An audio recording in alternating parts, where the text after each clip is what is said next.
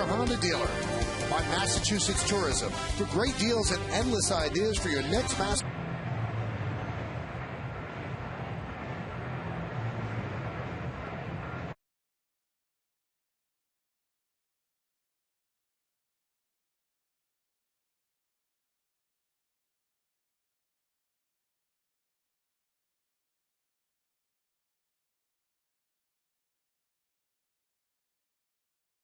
In center field will lead off. Orlando Hudson, the second baseman, bat second. Joe Mauer will catch. He'll bat third.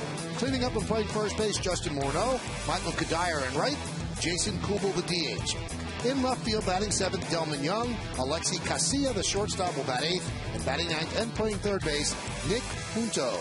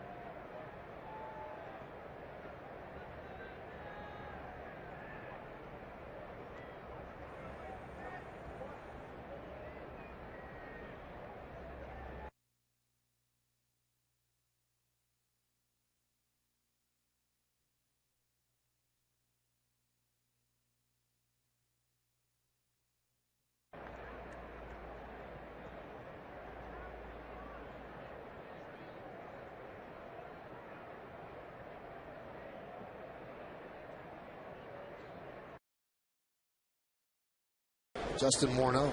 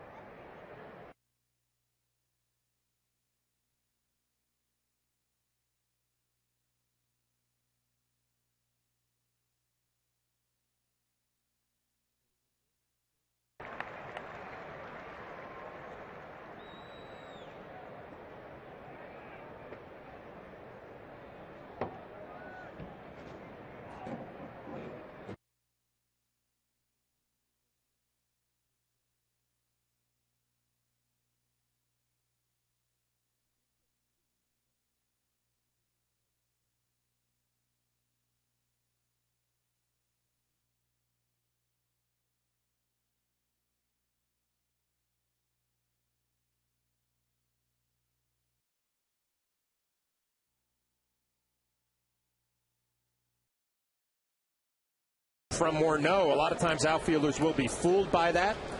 Like you said, Michael, Brett Gardner got a great jump. You see it on the yes-mo. Plenty of speed to make up the distance.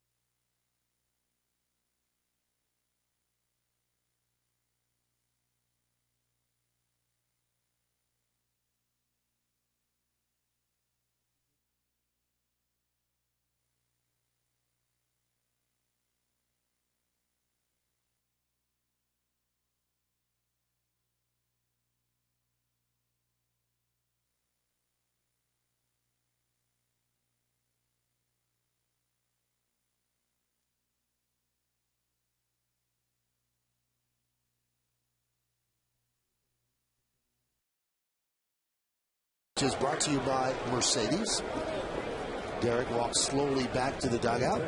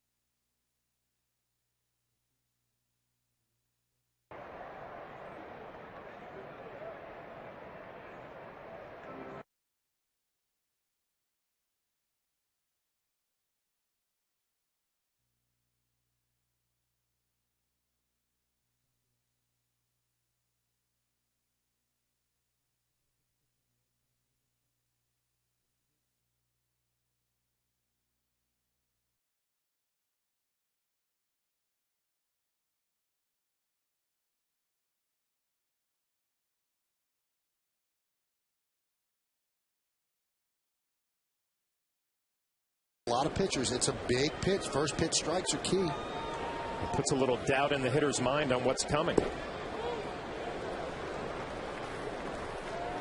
I mentioned it, Baker is a 4-pitch guy. Take a look. This is going to be a little two-seam fastball, runs to the inner half.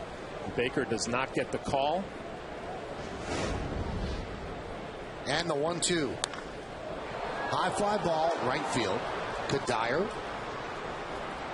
will put it away for the second out. IOTV offers you incredible HD picture and sound. HD is free with IOTV, the official HD service provider of Yankees baseball on Yes.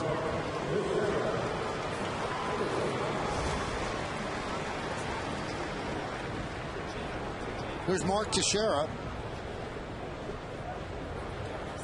Mark, 8 hits in his last 30 at-bats. Still on the interstate. He got off it for a while. He's at 198. And that moves him off the plate.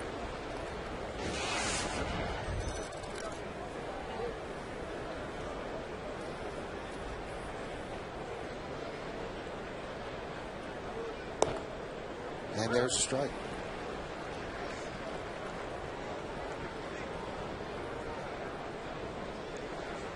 Teixeira fans.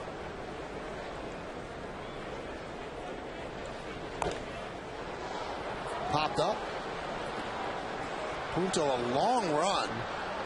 Just missed making a nice play. Knew exactly where the wall was.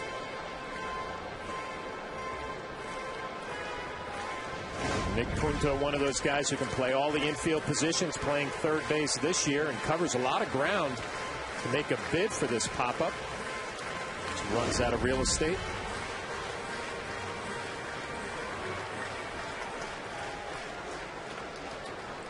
Just underway at the stadium, Yankees and the Twins. There's a difference between April and May. And Baker deals. Strike 3. Teixeira down looking. Must have been looking for something else. So the Yankees go down in order 1-2-3. We played one here at the stadium. There's no score. Yankees and the Twins. 6.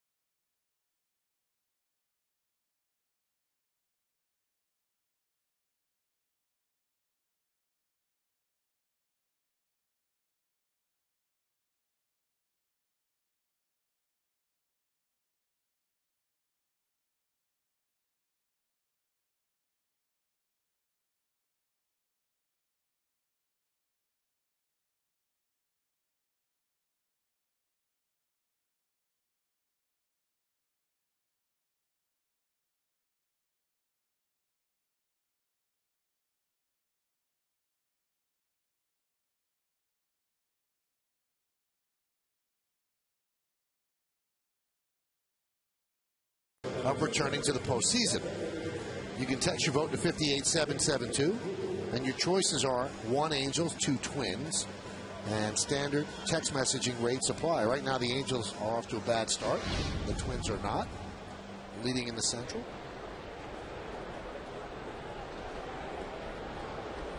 So A.J. Burnett, a little shaky in the first inning, but escaped without giving up a run. Now he will deal with Jason Kubel.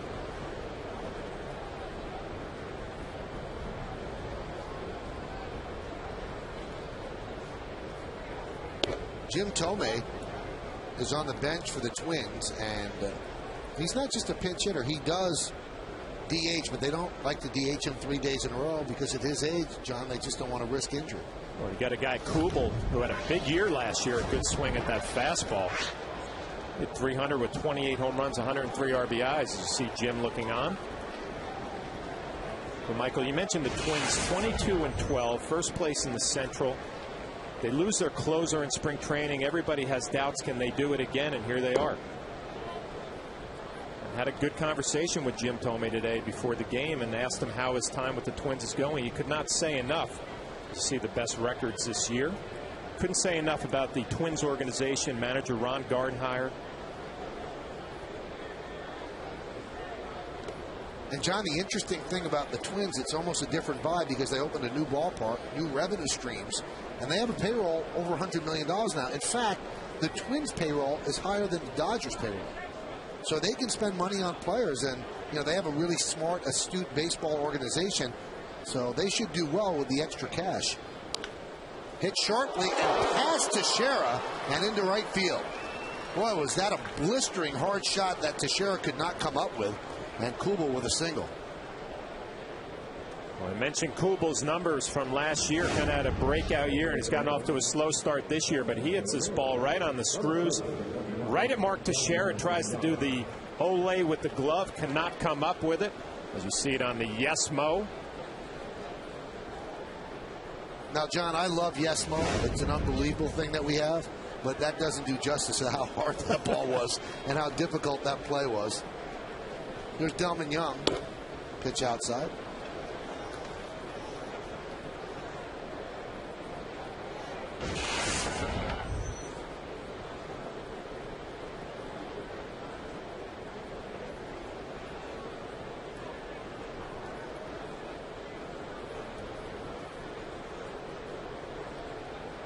The 1-0. Missed outside. 2-0. It looks like AJ is determined to establish his fastball tonight. I think there's only been one off-speed pitch, a curveball to Justin Morneau. You wonder if Dave Eiland, Joe Girardi went through a game plan. So let's try to attack this lineup the first time through with your fastball. We can show him a couple of different looks the second time through. Count 3-0. Well, this is where he ran into problems last week against the Red Sox. When he doesn't command his fastball, he's in some trouble. I guess you could say that about any pitcher, but he's a two-pitch pitcher. If one of them is south, then can't really go to the curve. The 3-0, and he walks him on 4 fastballs. Pindar and Duck Walk Vineyards are hosting a wine tasting event on May 25th at NYY State. Please call 646-977-8325 for reservations or visit nyyState.com for details. So Cervelli goes out and talks with Burnett, first and second. Now the Yankees have long had success against the Twins here at the stadium. In fact, since Ron Gardenhire took over the Twins' reins from Tom Kelly, the Twins are 3-23 at Yankee Stadium. The one across the street and here. It now comes in and bobbles, and everybody is safe.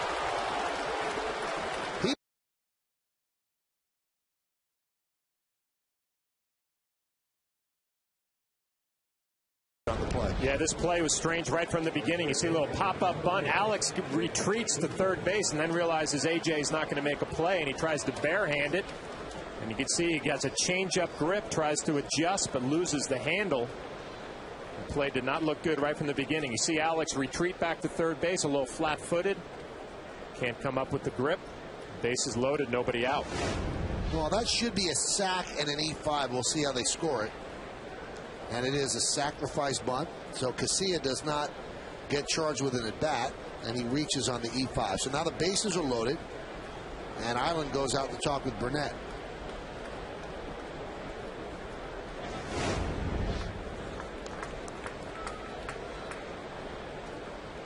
Never really had the grip. Rested on his his neck or shoulder for a moment. Here's Nick Punto hitting .271, and he's usually not that good of a hitter. And that one's way outside. If you're A.J. Burnett and Francisco Cervelli right now, you got to be thinking about a little possible double play. Maybe a two-seamer down and away, sets up in, and look at this ball ride up and away. Nice play just to catch it. If you're Cervelli right here, you're trying to think one pitch, possibility of 2 outs. You'll trade a run for a double play if you can get it here. Now the count is 2-0. Michael, this is a situation here. 2-0, bases loaded, number 9 hitter. You take a little off, throw a fastball right down the middle with some movement down, and take your chances if you're AJ.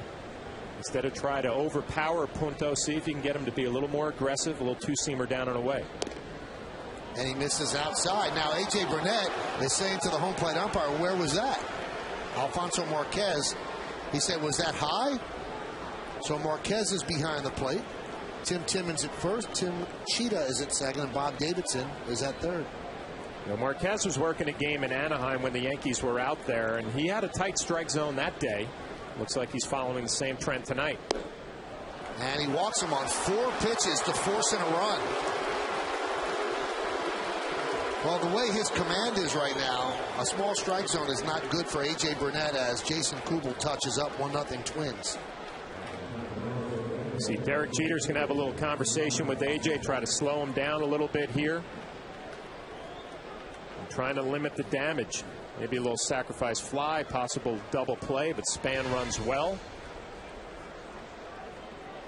Usually on a pitch following fastballs that are out of the zone, they slow you down with a breaking ball. Let's see if they do that with Span. That's what they do, but that's out of the strike zone as well.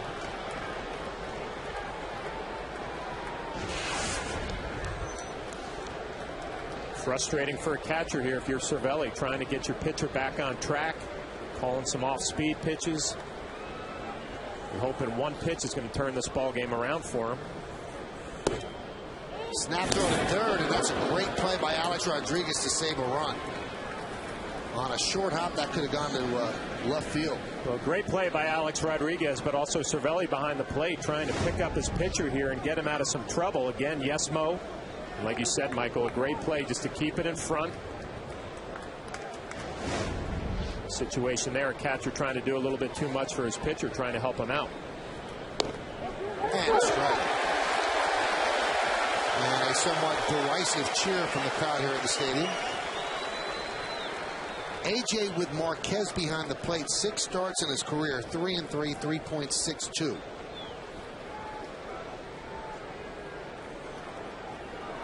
Bases loaded, nobody out.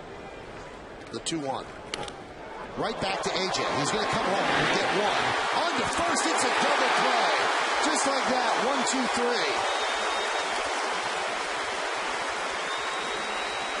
3. Well, there it is. If you're Cervelli, you're hoping one pitch. Maybe turn this ball game around for A.J. Burnett, and a huge double play. Ground ball right back to him. Nice job. A decent throw home. And Cervelli, a good quick turn. Nice strong throw. Get the speedy Span running down the line. It looked like a two-seamer that was actually up. Nice athletic play by Cervelli behind the plate, and a huge double play. Still not out of it, but close. Second and third, now 2 outs. Here's Orlando Hudson. Single through the left side in the first inning. 1-0.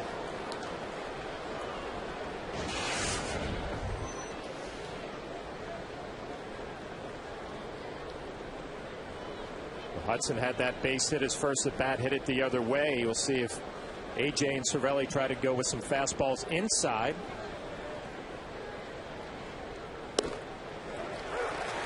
Right there. Right down the middle.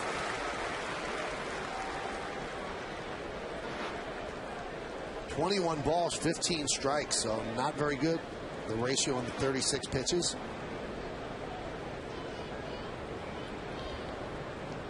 Well, those numbers are not pretty, but A.J. looking to get greedy here. If he can get out of this inning, it would be a huge lift. And the count 1-2. Good curveball, only the third one we have seen tonight, and this is a good one. Down middle. A lot of options now. If you're A.J. Burnett, you could go with a curveball in the dirt, trusting Cervelli to block it. Go with a fastball inside, which Hudson has not seen yet tonight.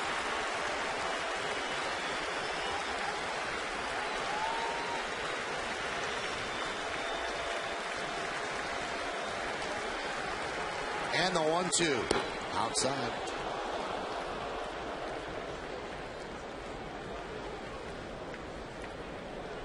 That clicker's getting a workout from pitching coach Dave Island. 38 clicks so far. We're just in the second inning.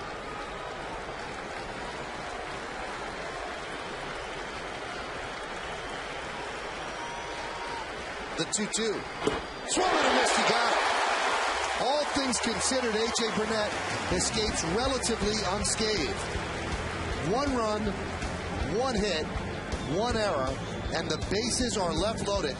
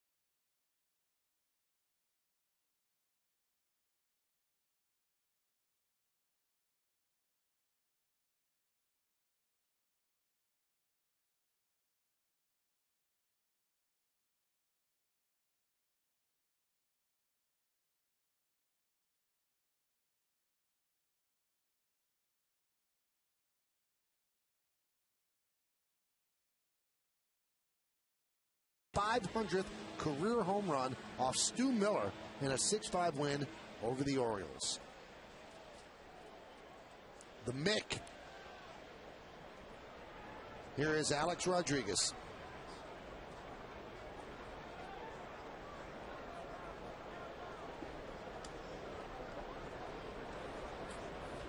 Pitch is high.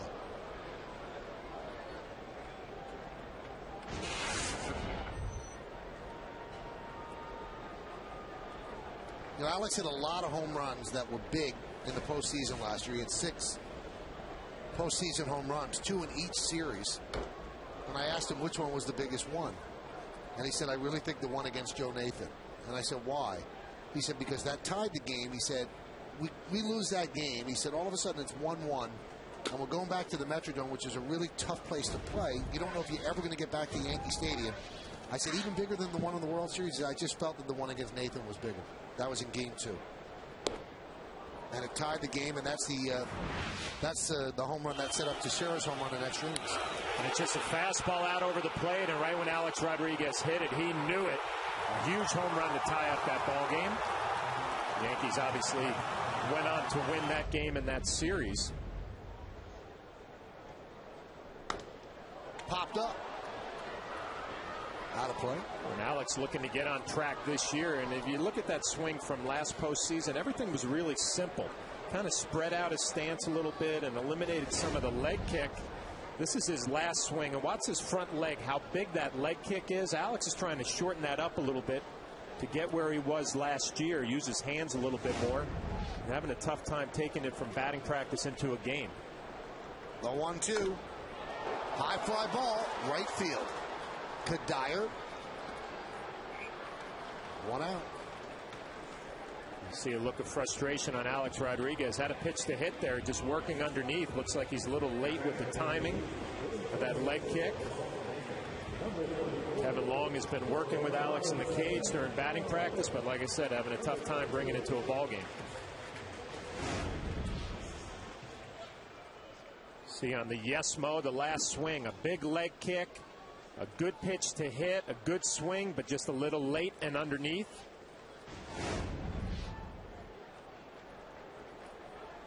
Here's Cano, and there's a strike.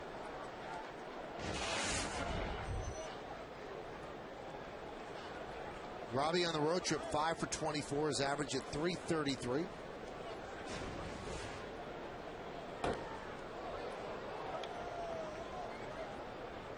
Again, Baker ahead in the count. Been a common theme here in the first couple of innings. It's a small helmet.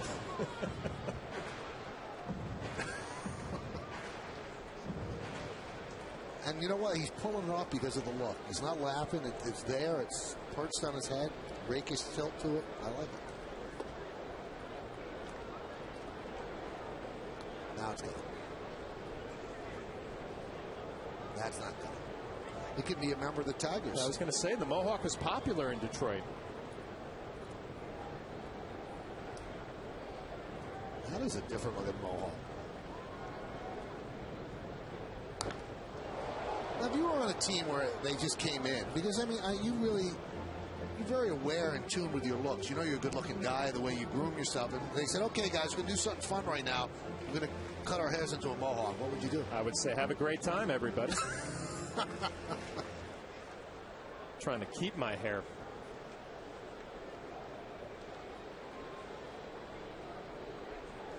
The 1-2. Right in on the hands and fouled away. I think Phil Cope, the former Yankee, was the ringleader of that. They got a lot of people to do it. They're playing good baseball there in Detroit, too. Just had a good series against the Yankees. And Swisher had kind of a faux Mohawk last year, but the rest of the team did not follow.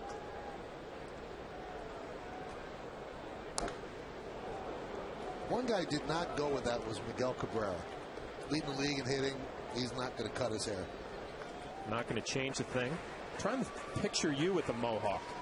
I don't think it would be pretty. It'd be the biggest Mohawk in the major leagues. It would be a big Mohawk. Yeah. And if I actually got it all cut off, then I'd have a 6 head instead of his 4 head. Cano swings and misses. And he goes down on strikes. 2 away. Baker showing a good fastball early in this ball game, right by Robinson Cano. Little tail away on the outside corner. Talking to Bert Blyleven, who is the Twins announcer. Talking about Baker, he said, you know what, early in the ball game, he'll have some good velocity and get away with some fastballs up. From middle to later on, he's got to work down with that sinker.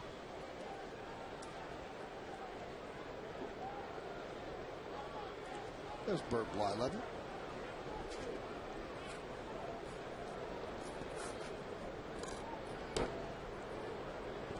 Swisher missed yesterday's game with a left bicep problem. Now you see he's shaking his arm. That's not a great sign. He said it's been bothering him the most when he throws, but that shaking of the arm is not a good sign at all. There's a strike.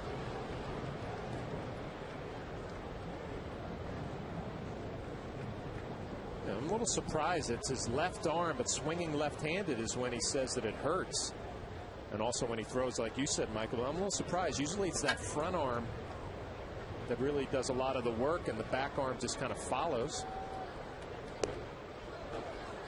And he dropped the bat that time. That's not a good sign. I'd be surprised if they don't take him out of the game, because he swung and he just dropped the bat as if he just couldn't hold on. That's not what Swisher does. Boom, the bat will go down, and the Yankees go down in order.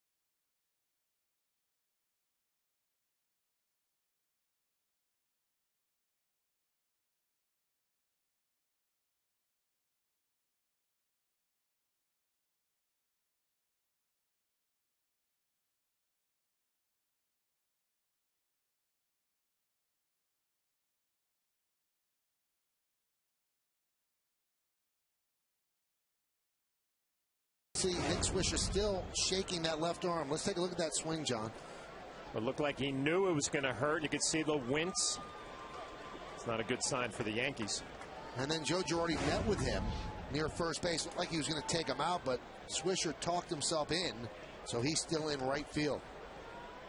Here's Joe Mauer, and the pitch outside. As he go to the third inning, let's also go to Kimberly Jones, who's in the camera well on the third base side. Kim, you spoke to Swisher before the game. What did he tell you about this injury? Well, I talked to him around 3:30, Michael. He and Robinson Cano had a personal BP session with Kevin Long here on the field. At one point, Swisher said to no one in particular, as Joe Mauer hits that one, or reach first, single to center field for Mauer. Swisher said, I feel good. I said, who are you talking to? He said, no one. I just want to feel good. I said, are you 100%? He said, no, but I'm going to play. So certainly it looks like he still feels that left bicep soreness. Now, sometimes discretion the better part of valor, and maybe he's not going to help the team if he feels that way. Let's move on to the Twins. The Twins, they don't love New York. They're not singing Empire State of Mind. I know Jay-Z's a couple of rows behind you over there. The Twins 0-10 against the Yankees last year, 3-23 in the Bronx with Gardner as the manager. As Morneau drives that the other way, backing up is Timms. He makes the play. Mauer retraces his steps and heads all the way to first. So, do the Twins come in here with a defeatist attitude, Kim? They really don't, although Ron Gardenhire admits that during the Twins winter caravan in January, all he heard was, what are you guys going to do to beat the Yankees? Well, Michael Kadire admits we need to win at Yankee Stadium. That would do something for our confidence. Justin Morneau says we're a different team. We have to turn the page. And one of those differences is second baseman Orlando Hudson, who says, oh, yeah, I know they were getting it handed to him here at Yankee Stadium, but we're different now. Hudson has been a very chatty and positive influence in that clubhouse. He is always talking, Michael. Now, as many moves as the Twins made, and with the opening of their new ballpark, there was definitely a feeling of, gee, here we go again, when their stud closer, Joe Nathan, went down with an injury that's going to keep him out all year. But that really hasn't set them back at all, Kim. No, John Roush has done a tremendous job, 9 saves in 10 opportunities. He is a big man, Michael, 6'11", 290 pounds. He's covered in tattoos. I said, how many do you have? He said, 15 or 16. I don't know. They blend together. But he has enlisted Nathan, especially over the phone on road trips, for advice. Nathan always willing to help him out, of course. They go through lineups. They go through sequences. In one of the things that Nathan tells him, don't overthink. We have heard that a lot from Mariano with a lot of the Yankees relievers, by the way. And here's one nice thing. Roush got the first save ever at the new Target Field. He gave the ball to Nathan. He said he's done it for so long, he deserved it. That one is ripped toward third. Let's see if they could turn two. There's one. On to first, a double play. Thanks a lot, Kim. And we'll hear from Kim in the postgame show. So he gets Kadire, Burnett does, to wrap into a 5-4-3 double play. Quick move to the backhand side by A-Rod. He fires a strike to Cano, who then fires a strike.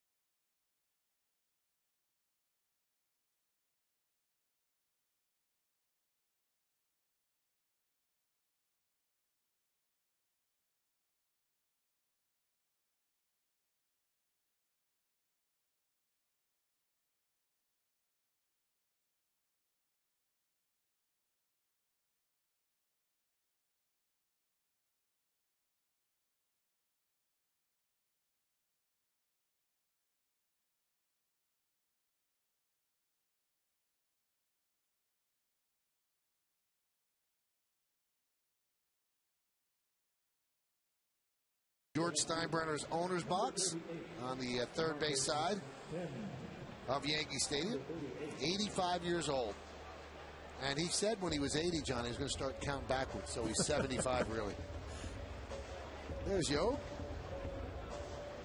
He loves coming to the games. He really does. He's in the clubhouse early, talks to everybody, and then he goes upstairs to watch. Here's Marcus Timms. Now you might say, why is Timms in there against the righty? Well, he has 4 home runs against Scott Baker. On the Dodge scoreboard, the Twins are leading 1-0. And that's more home runs than Timms has hit against any single pitcher. With the Yankees struggling to score some runs, Joe Girardi going with the matchup, the good numbers. 308 with 4 home runs off of Baker. So 8 hits, and half of them are home runs against Baker. Count 0-2. It's a hanging slider. Marcus had a good swing. You could see the reaction. He had one to pound there, and he just missed it.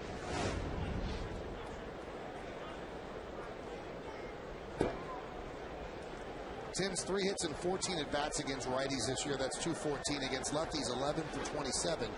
That's 407. How about calling or throwing strikes? Baker 25 strikes out of 30 pitches.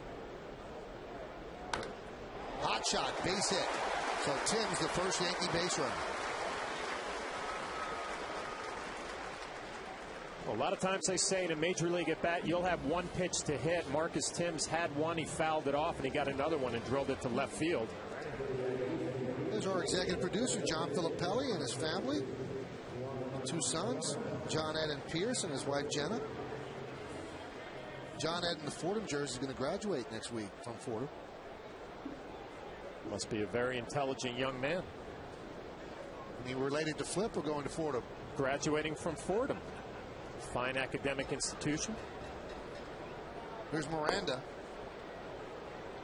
And also Flip's other son, Pierce, goes to Fordham too. I think you know that, right? Yeah, just got done with what, his freshman year, I think? No. Sophomore? Sophomore, yeah. I'm sorry, you jumped down my throat like he was a senior.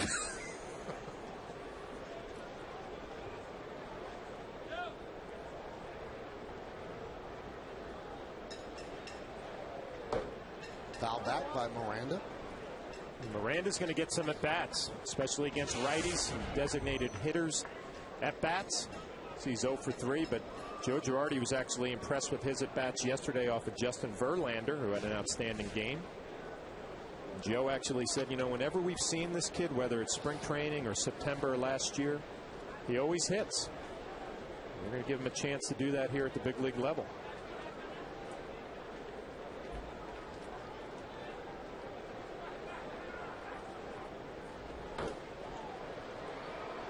Popped up. Punto will make the play. 1 out.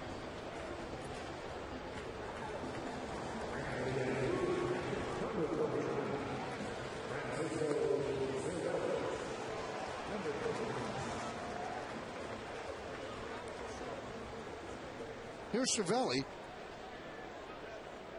Cervelli had a good road trip, 7 for 14. Yankee catchers have done the job, offensively and defensively. Now, Posada is not playing today. It would have been 3 days in a row, so he'll catch Pettit tomorrow afternoon. And they're just trying to keep Jorge's legs fresh. He had a calf problem, which kept him out for a bit. And now just a spectator today. I was a little surprised coming to the ballpark today. I thought maybe Jorge would be the designated hitter. Cervelli would catch. We talked about the Yankees going through a little time right now, having trouble scoring runs. Posada swung the bat well yesterday.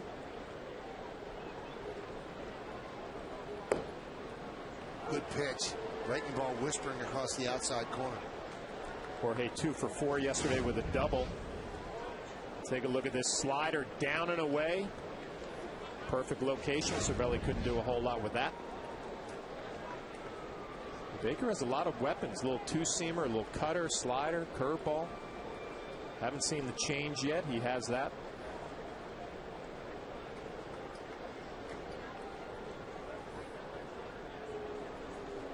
Chases Tim's bat.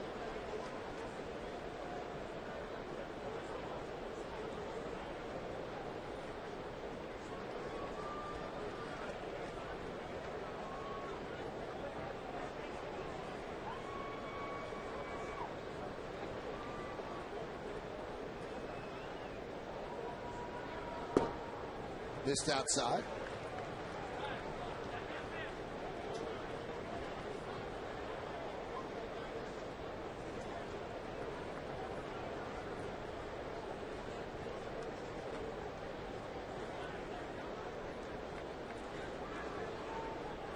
A.J. Burnett had a rough second inning, but gave up just 1 run.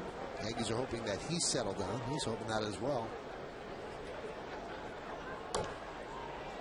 Fouled away.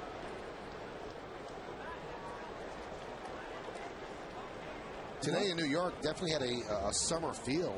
I know you were standing down in the field. It was pretty hot down there. And you walk around the city today, certainly felt like it was July.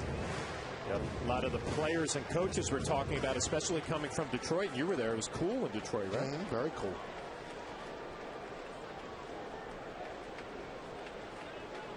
Ice cream's the perfect tonic for hot weather. You know, Michael, I watched Cervelli hit this year, and I remember last year he did such a good job at the plate, and Kevin Long worked with his lower half and all those things, but it just seems like he's a lot quieter in the batter's box this year. You know, not a whole lot of extra movement. Obviously locked in with the batting average up over 400. Really come a long way in a short amount of time. Strike 3, Cervelli down looking. That's the 5th strikeout for Baker. Tomorrow on Yes, Yankees play game 2 against the Twins here in the Bronx. Coverage will start at noon with batting practice today presented by Audi, and then the Tri-State Ford pregame. And then John Flaherty and I will bring you the call. Twins and the Yankees tomorrow starting at noon only on Yes. Good pitching matchup too. Francisco Liriano against Andy Pettit. Liriano has come all the way back from Tommy John surgery, and you talk to people around the Twins to say he's the ace of the staff. Yeah, I watched some video on him. His slider is outstanding, velocity in the mid-90s, power changeup. I guess the Yankees hoping that Andy Pettit will not have any elbow problems tomorrow. Jeter takes a pitch low, 1-0. Joe Girardi needs his offense to pick up. Andy Pettit would like some runs, but his offense has struggled of late. Last 5 games, they were 1-4. They scored just 15 runs.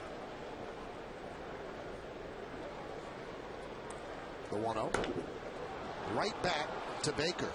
And Jeter's struggles continue. He is now 3 for his last 31, so the leadoff single wasted. Yankees lead 1 runner on. We play 3, 1-0 Twins.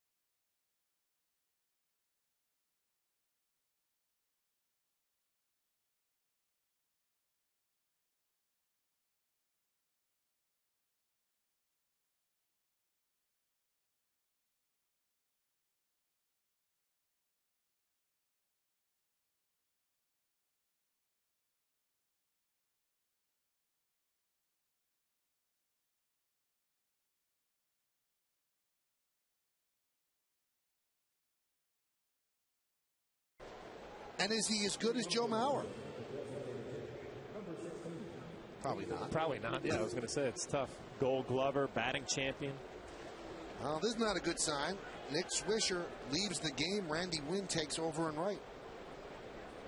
The Yankees have been dinged up injury-wise, and Swisher missed yesterday's game with the biceps injury and looked in pain when he swung and missed in his only at-bat.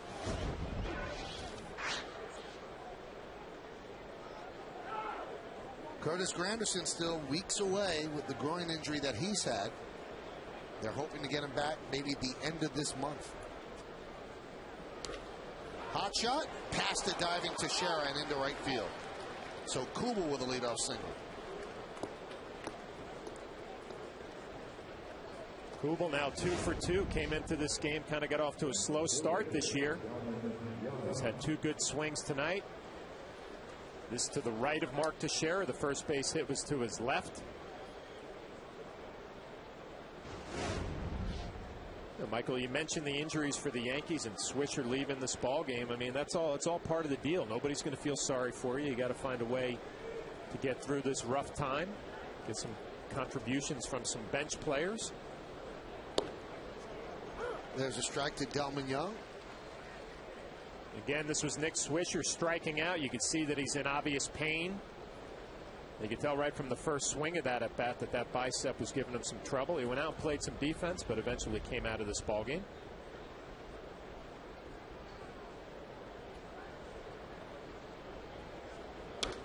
And you're so right, John. No one will feel sorry for any team that loses players. And they look at the Yankees, and the Yankees are always loaded with great stars. If the Yankees lose players, I don't think anybody wants to see anybody get hurt, but they're not going to hold a vigil for the Yanks. And you know what? The players on the team don't feel sorry for themselves either. Like I said, the bench guys know that they have to pick it up a little bit. And I think back to opening day 2003 when Derek Jeter separated his shoulder in Toronto.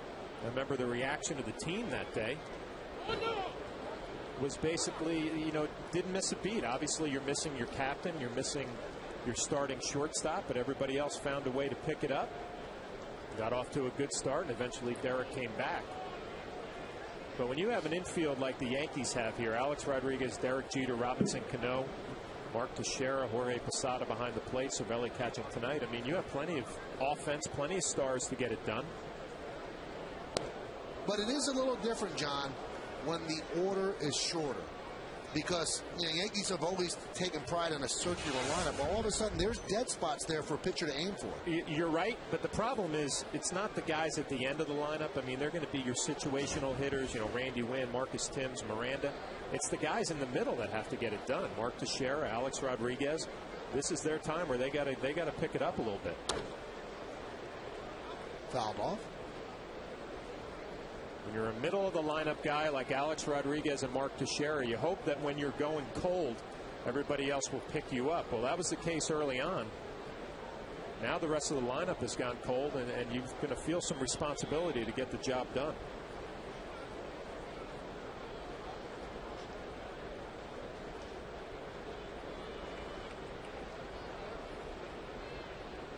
Two. Fouled away.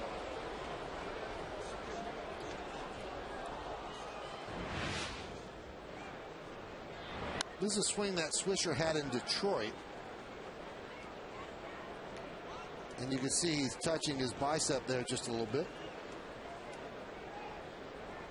So it's been bothering him, and he missed the last game in Detroit, but thought he'd be good to go. Swing and a miss. Breaking ball. Young chases for the first out. And a good one, that power curve, perfectly located down and away. Young, who's a free swinger, actually walked his first plate appearance. He only walked 12 times all of last year. AJ got him to expand out of the strike zone. Here's Alexi Casilla with a very strange looking beard. Sacrifice and reached on an E5 in the second inning. Looped into shallow center field. Coming on is Gardner, and he'll make the play.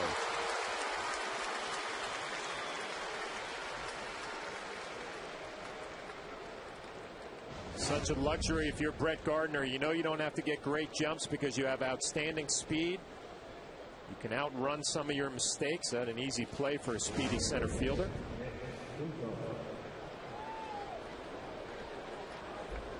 And Gardner has moved in seamlessly to the injured Granderson. And that's Greg Golson sitting next to him. Sergio Mitre, Sunday's starter. Here's Nick Punto. Slap the other way.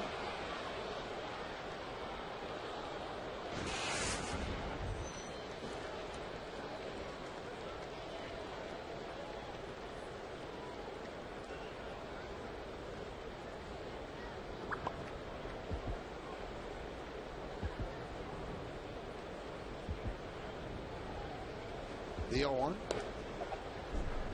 1-1.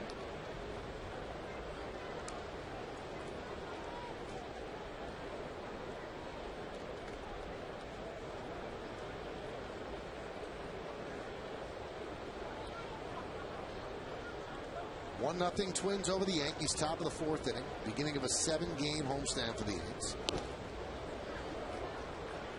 Count 2-1. AJ showing some good life on that fastball, but when he's missing up in the zone. Home plate umpire Alfonso Marquez not giving him the high strike. Been behind in the count a lot in this ball game.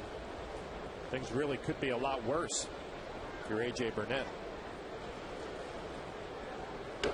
Bunted, third base side, but it's hard to keep a bunt fair right down the line here at Yankee Stadium the way the grass is cut. So Punto will head back. Not a bad idea with 2 outs if you're Nick Punto, the number 9 hitter. Wants to hustle out of the box. Diving into first base. You probably say that Nick Punto is probably the perfect Twin player in that he doesn't have great skills. He's not a, he's a talented guy, obviously, in the big leagues, but knows his role, trying to get on base with 2 outs. Turn the lineup over. Just a very good baseball player, knows how to play the game right.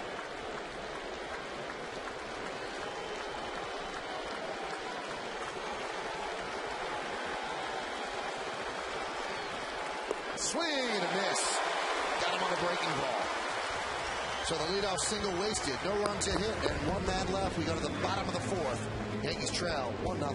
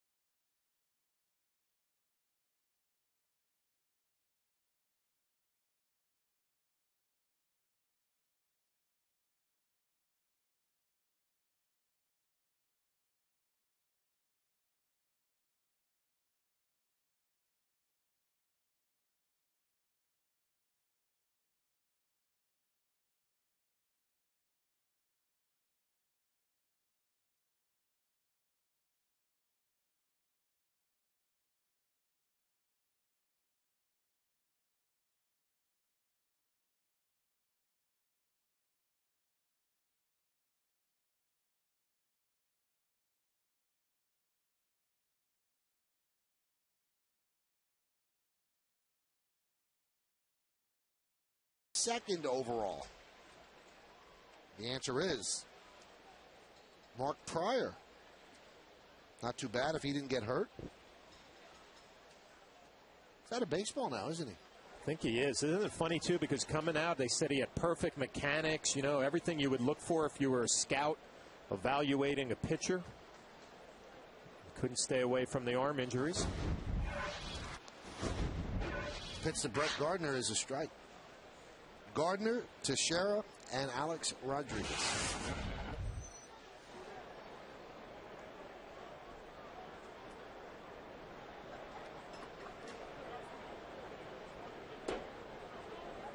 Check swing. Speaking about scouting, Michael, you can see this ratio again outstanding. 34 strikes, 9 balls. But the Minnesota Twins have a great reputation for their scouting and development all throughout baseball. The reason they've been so consistent the last couple of years, obviously you get a talent like Joe Mauer, develops into an all-star batting champion. A lot of homegrown Twins on this roster.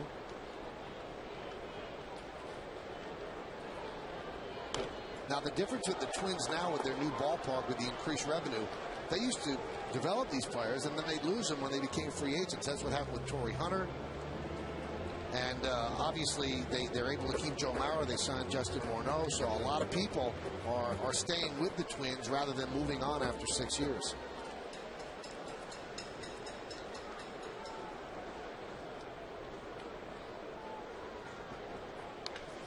That one is driven deep to right field. There it goes. See ya. A long home run into the bleachers for Brett Gardner, and the game is tied at 1.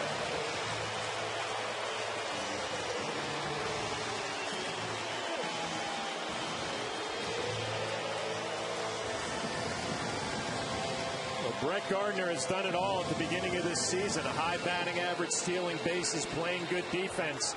And this is a no doubt about it home run.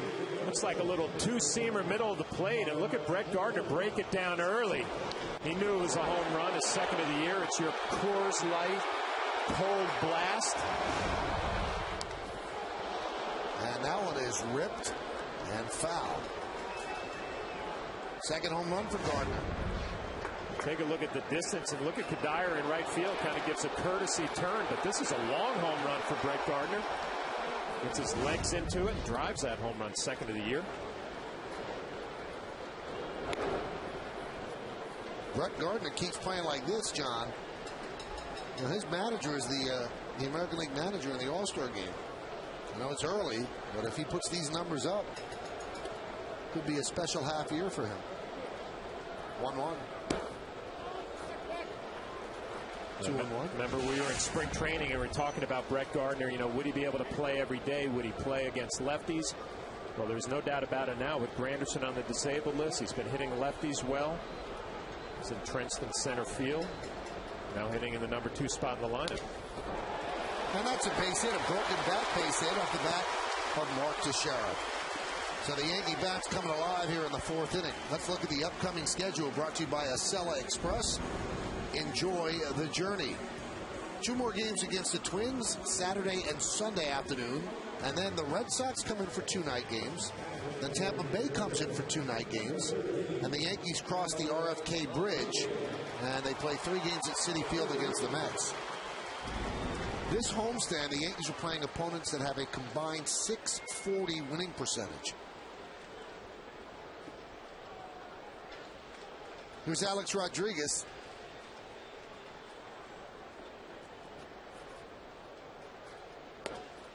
Breaking ball is high. When we looked at that schedule there, it's going to be a tough homestand. Actually mentioned that to Robbie Thompson, the third base coach, before the game. And he said, you know what, it's a tough homestand, but it's an opportunity really to do something special against a lot of these good ball clubs coming in here to Yankee Stadium. Trying to get back on track after a tough trip. Off-speed pitch.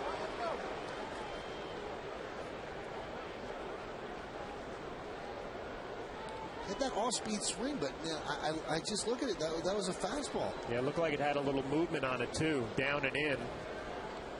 Alex Rodriguez was actually shaking his head after that swing like he liked what he felt there with that swing. We'll see if it translates the rest of the at-bat.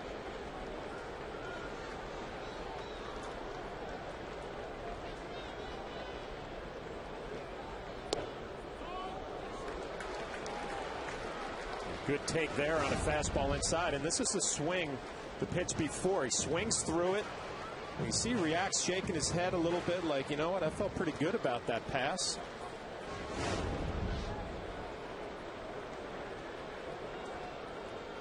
Baker came at Alex Rodriguez at first at bat with a lot of fastballs, got him to fly out, working underneath a little bit. He's keeping that same approach with the fastballs inside. Now he's going to go away.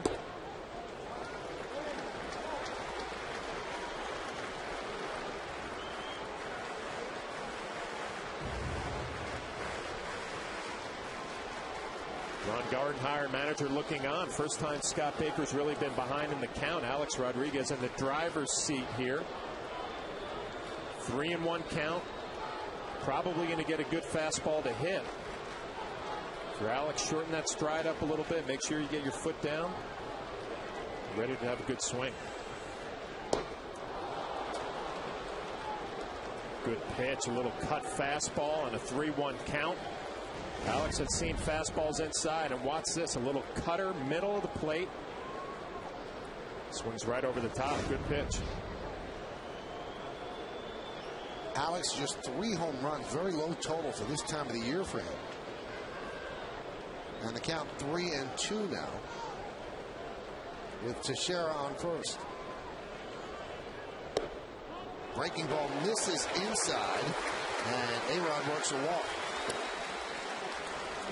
Let's take a look at the way that entire at bat brought down by Suzuki Kizashi. You see a first pitch fastball inside, another fastball inside, a swing and a miss. Just misses, tries to go away and yanks it. A little cutter, and then he tries to freeze him on the inner half with a cut fastball. Does not get the call. Not a bad pitch. Rick Anderson, the pitching coach, comes out and talks with Baker.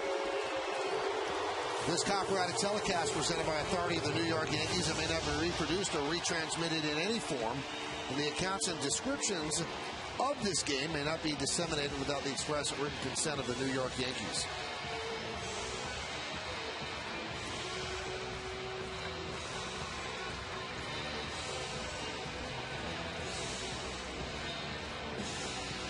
So Baker's first bit of a jam. He gives up the home run to Gardner, then a single to Teixeira.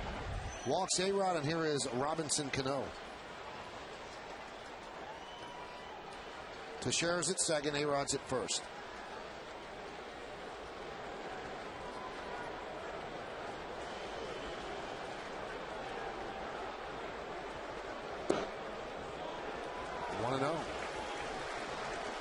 You know, Michael, watching Baker here into the fourth inning and first couple innings, looks like he's not going to give you anything straight just to lean on. If you're Robinson Cano, you got to shorten it up a little bit. You know, you got to protect against a cutter, you got to protect against a sinker, a little slider. And instead of thinking of maybe 3-run home run right here, if you're Robinson Cano, think the other way, and if you make some mistake, that's when it's going to end up in the seats. But here in a 1-0 count, I don't see Baker just rearing back and challenging Robinson Cano. We'll see what he does.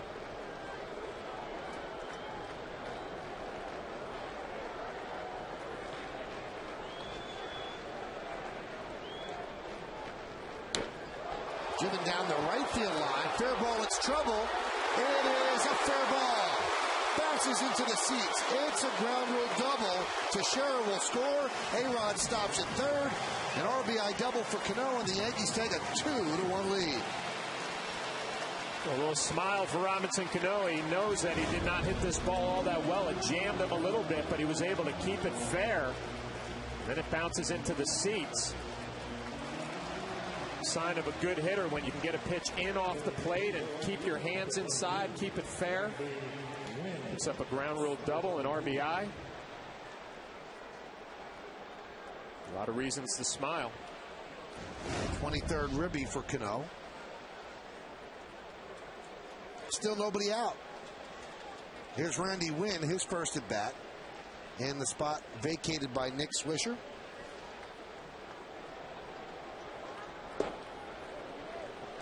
Now, with that RBI, Cano has driven in just 1 run over his last 10 games. Now, there's no way he was going to be as hot as he was in April the entire season, so kind of an ebb and flow of the season. But picks up a ribby there. Let's see if Randy Wynn can do a nice job of situational hitting right here. You want to hit a ground ball to the right side, score a run. And also get Cano to third base with nobody out, or 1 out if you do hit a ground ball. Randy had some good swings yesterday against Verlander, fouled off some fastballs. Veteran hitter here, do a nice job of situational hitting, pick up an RBI and move a runner to third.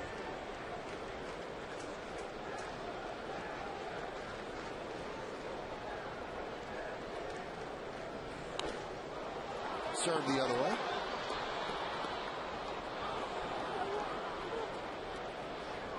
One of those situations we talked about before. Michael Swisher comes out with an injury. You have a bench player in Randy Wynn. You have an opportunity to do something positive here. Take advantage of it.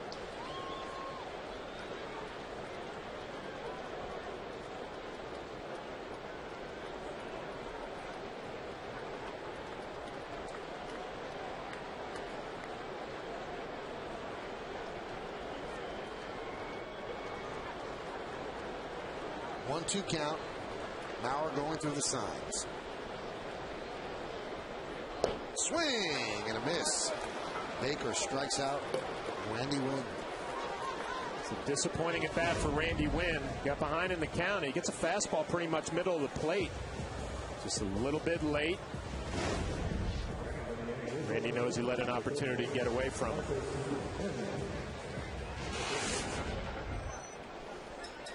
Here's Marcus Timms, who had a single his first time up.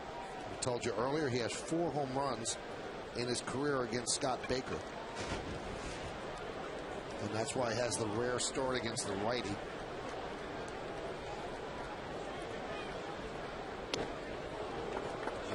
We'll see what Baker does here. I'm sure he knows those numbers for Marcus Timms against him in his career. He has first base open with 1 out.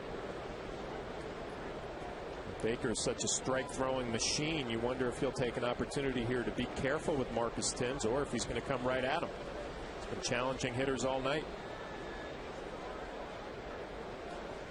The 1-0. Let me ask you this, John. When there's a meeting, catcher and a pitcher, and you're going over the batters, do you as a catcher or the pitching coach say, listen, this guy owns you. We got to do something different? No, I don't think you would phrase it that way. You would say, you know what, let's change up the game plan a little bit. You would stay away from the language that he owns you. You know, say, let's try something different here. Go with this pitch or that pitch. But it looks like Baker's going to come right at Marcus Thames through a 1-0 fastball right by him, right down the middle. Does it again, 1-2. Another fastball up in the zone. Marcus got a base hit on a slider his first at bat, but he's getting a steady dose of fastballs here. A little movement.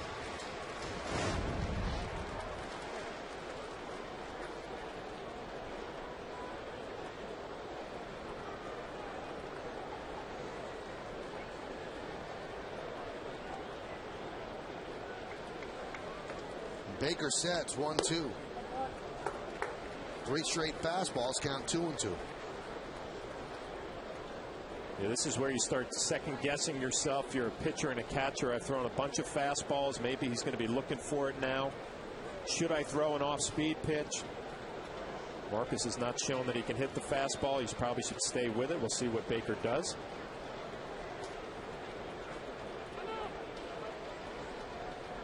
You can see Mauer's going to go out and have a little conversation. Your mind starts playing tricks on you, Michael, because you're throwing 4 fastballs in a row, throwing it right by a hitter, but you start thinking, I have to do something different. A lot of times you don't have to.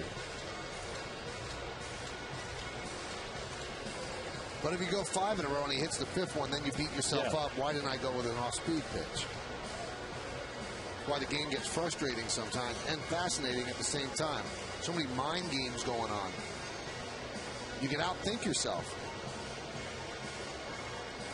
If I'm Baker in this spot right here, I go with another fastball up in the zone. If he swings at it, great. If he doesn't, it's a full count. And then I would go with a breaking ball because Marcus has not seen a breaking ball the whole at bat. See what he does. 2-2. One with a breaking ball. All right, so now what do you do, John? I go with another one. If you throw it 2-2, you should throw it 3-2. An old philosophy in baseball. If you have enough confidence 2-2, you might as well throw it 3-2. And like we talked about earlier, first base open. If you walk him, it's not the worst thing in the world if you're Baker.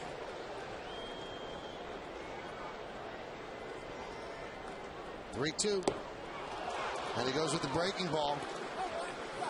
And Tim strikes out 2 away. But interesting, he went with a breaking ball away, 2-2, and then a breaking ball inside, 3-2 to pick up the strikeout. You don't see this very often. Mauer setting up inside. Picks up another big strikeout. That's rare, John, because, you know, breaking ball, you're expecting a guy to just bail just a little bit, then it's almost in his wheelhouse. It's a gutsy pitch, because if you make a mistake, it's a hanging breaking ball, could end up in the seats, but if you execute like he did, you're going to be rewarded with a strikeout. Here's Juan Miranda. Yankees are leading 2-1, looking for more. And there's a strike. And now he's got a feel for the breaking ball.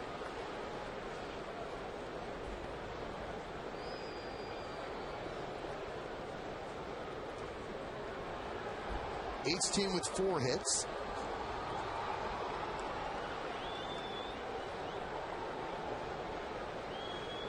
And the 0-1. 0-2. Good swing there from Miranda. A good fastball to lean on, just fouled it off.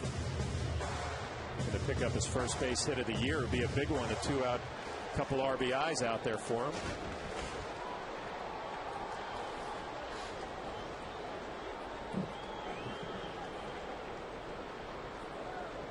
Tough inning for Baker. A lot of work. Burnett's been on the bench for a while. Rodriguez at third. Canoa's at second. 2 men out. 2 men in.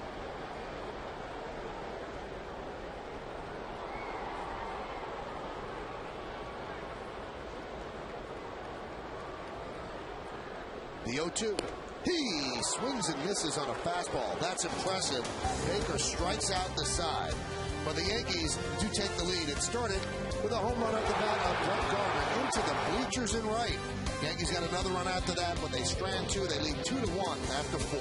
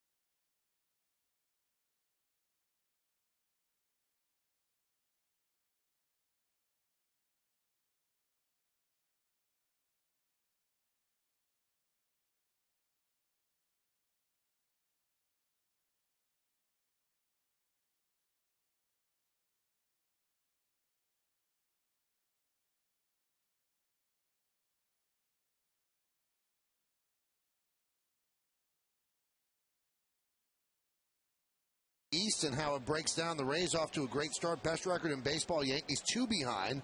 The Blue Jays surprisingly good start. 5 back. The Red Sox 6.5 back. And the Orioles 13.5 off the pace and in last place in the East. We've already had our first managerial casualty. Trey Hillman of the Royals was relieved of his duties and replaced by Ned Yost for the remainder of the year. Here's Denard Span. Shows bunt, takes low, 1-0. Yankees lead 2-1, top of the 5th inning. You know what's strange about the Hillman firing, John? 2 days before they gave him a vote of confidence, which is the dreaded vote of confidence. Why do that if you're going to fire the guy? He got fired after a win. But the odd thing about that, they told him before the game, you're going to get fired. Do you want to manage the game or not? And he knew he had Zach Greinke going. Yeah, I'll manage that one, sure.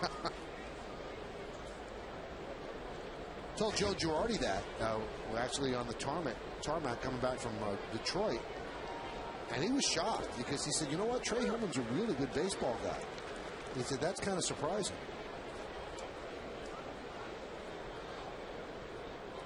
Well, we get some word on Swisher. He left the game with a sore left bicep, same injury that kept him out of the game yesterday.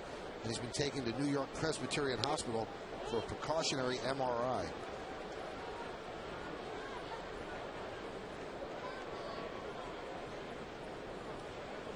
Count 3-1 on Span, leadoff batter in this inning, and for the Twins at the top of their order. He's 0 for 2 so far tonight, the 3-1. There's a strike, count 3-2. It's the first high strike A.J. Burnett has gotten in this ball game. Alfonso Marquez is given low, but he's not given anything up in the zone, and A.J. has been high with his fastball tonight. Not a good matchup. And the 3-2. Strike 3. Span down looking. Well, we told you about the Rays at the top of the American League East. Let's get a Rays update from our very own Bob Lorenz in the Yes Studios. Bob?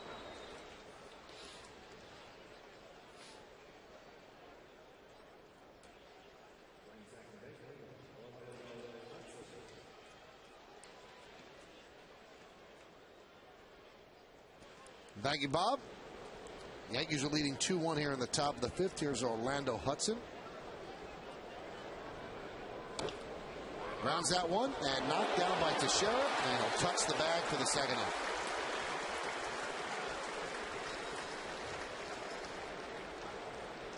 Nice play by Mark going to his left.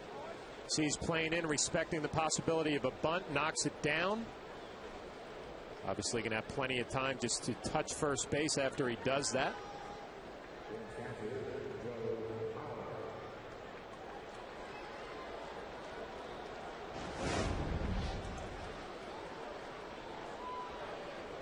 Here's Joe Mauer. Mauer has walked and singled.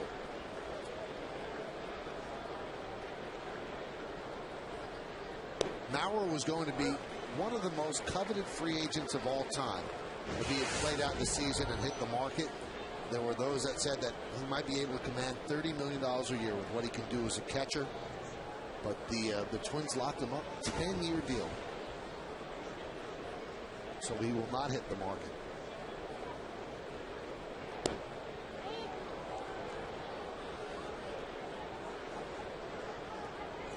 This guy can do it all. First overall pick, we told you that. 3-time All-Star, 3-time batting champ, which is, as a catcher, it's amazing the beating that your legs take. And in 2009, he won the American League MVP. It was last season, 1-1. Catchers just don't win batting titles because it's so tough on the legs, Jim. Well, it is. Usually you'll see catchers at the end of the year really getting their body involved in their swing. Joe Mauer, he does not have that bad habit, I guess is the best way to put it. If you watch him hit, he's so quiet at the plate, does not have a big stride, uses his hands so well. There's the power last year that I think surprised me. I thought he was always going to be a high average guy with not a lot of pop. That has changed. There's some of that power driven deep to left center field, giving Chase Timms on the run, and that ball's gone. Off that fence right near the Twins bullpen. Opposite field power for Mauer, and the game is tied at 2. That is the difference for Mauer. 9 home runs in 08, and then he comes out last year and hits 28 home runs. And the difference is not just hitting it the other way, but driving it the other way. It'll be his 2nd home run of the year. And that is not easy to do, to drive a pitch the other way with a very little stride. You can see it hits the fence post.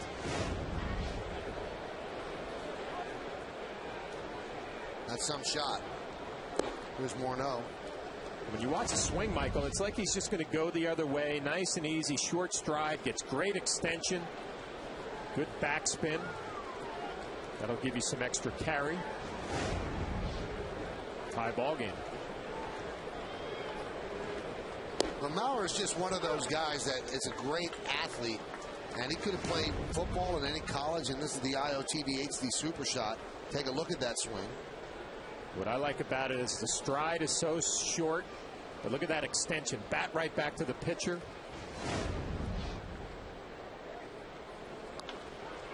There's a ground ball through the right side for a base hit, as the second part of the Twins M&M boys picks up a single.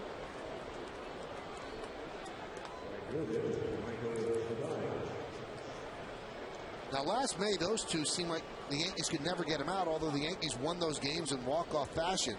It seemed like every single big moment they were up, and Yankees couldn't deal with it. 5 for 16 was Mauer, 2 of the 5 home runs. And look at Justin Morneau, 9 of 16 and 3 of the 9 home runs. But the Yankees won the games, and that's the bottom line.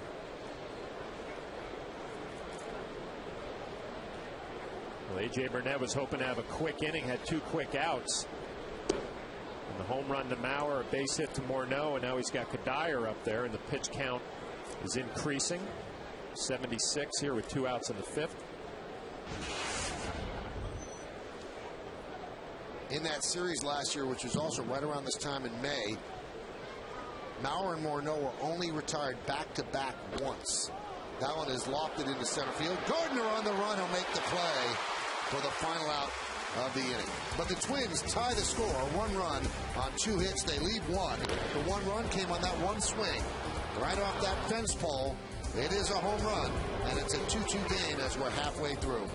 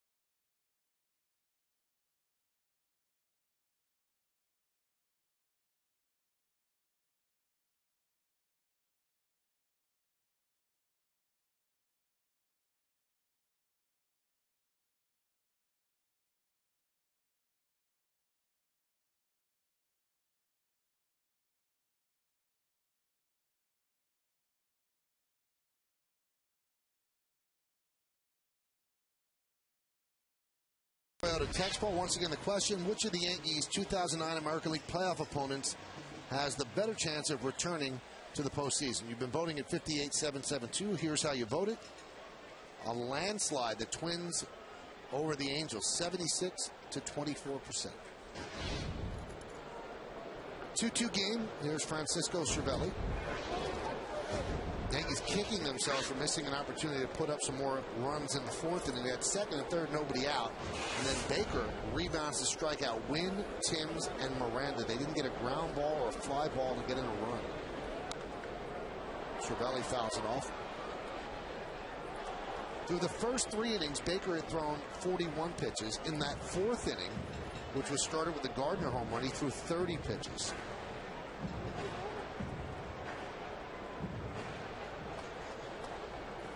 Now, with some teams, it's good. Well, you knock out the starters doing well. You deal with the bullpen. Line drive right there to Casilla, one away. But with the Twins, not so much. You're not really rooting for that. Since May 2nd, in those 9 games, the Twins bullpen is pitching to a 1.74 ERA. So they've got some good arms. They've got 5 righties and 2 lefties. We talked about it earlier. The Twins will throw strikes. They do not walk a lot of batters. They force contact. They have the best fielding percentage in the league. Here's Derek Jeter. Derek 0 for 2 tonight.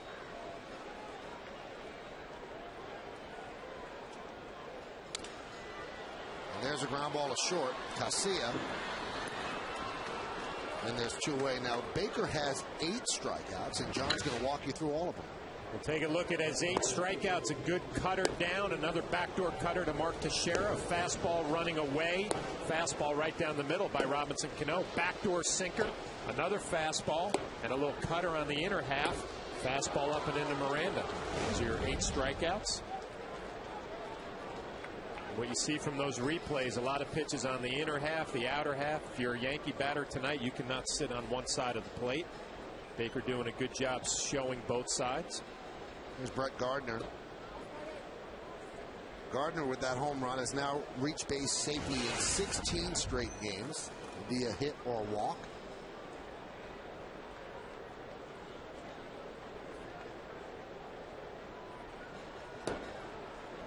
And a strike.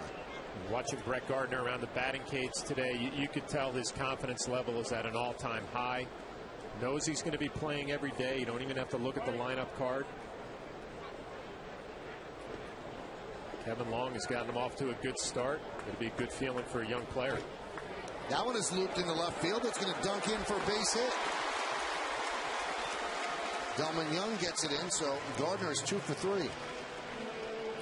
Sunday afternoon, hang out with your favorite Bombers on an all-new Yankees on Deck presented by Tops Attacks. Brett Gardner and Francisco Cervelli show a different kind of speed when they go remote control car racing. Plus, Jabba gives you some exclusive pitching tips. The Emmy-winning Yankees on Deck is all new Sunday at noon, only on Yes. With that single, 2 hits for Gardner, it's his 13th multi-hit game of the year. And this is just the Yankees' 35th game of the year. Here's Mark Teixeira. Driven down the right field line. It is a base hit. It'll go into the corner. Playing it out there is Kadire. They're going to wave home Gardner. Here's the throw. Here's the play. He's in there. RBI double for Teixeira. Yankees lead 3-2.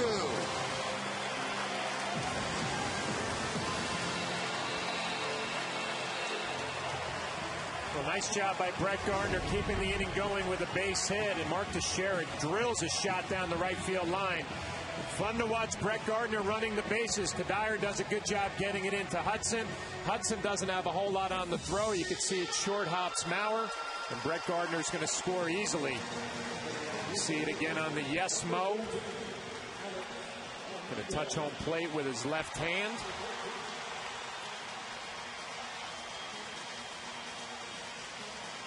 Couple of hops on the throw from Hudson. That was the difference. The speed of Brett Gardner. That was not a sloppy handling of that ball on the relay. Not a great throw by Hudson, but Kadire got it in quickly. There's a breaking ball. This happened last year. Gardner's trying to come home. Maurer sees him. And one of the great plays of the season, he tags him out just before, and Gardner even never touched home plate. Just a heads-up, great catcher's play. Heads-up play and a nice job diving to a spot to beat Gardner. Count 0-2. Here's Gardner sliding by, and tonight The fun part about that play, watching Robbie Thompson, the third base coach, he was thinking about Brett Gardner scoring right when that ball was hit. Was all the way down the line, encouraging him. The Yankees take the lead.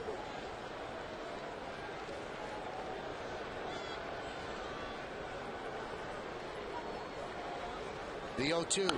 Line drive. It is a base hit in front of Delman Young. Here comes Teixeira. Here's the throw. Here's the play. He's out. Good throw by Delman Young as Robbie Thompson gambled, sending home Teixeira, but the Twins made the play. So a base hit for Rodriguez, and the out is 7-2 at home. This one the Twins pulled off. Young with a good arm sends it home on just one hop.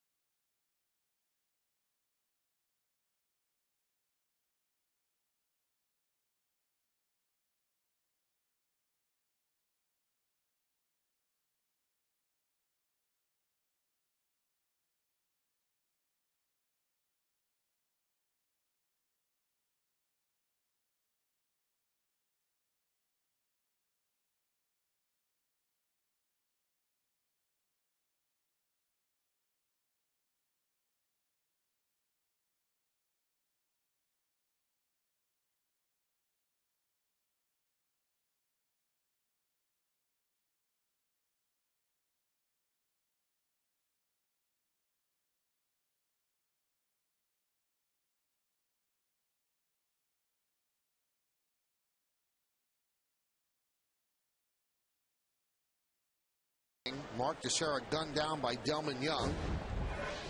There's Jason Kubel, and the pitch is high. A little bit of a curious gamble there by the Yankees. Teixeira coming home when you've got Cano on deck, who's one of the better hitters in the league, but they felt that that Young wasn't going to be able to make that throw. There's a strike. Well, Young has a reputation of being a good thrower from the outfield. You would actually say he's got a right fielder's arm playing left field tonight, and good accurate throw got Mark Teixeira. Rob Thompson, the third base coach, going to try to be aggressive with 2 outs. Didn't work out. Count 2-1.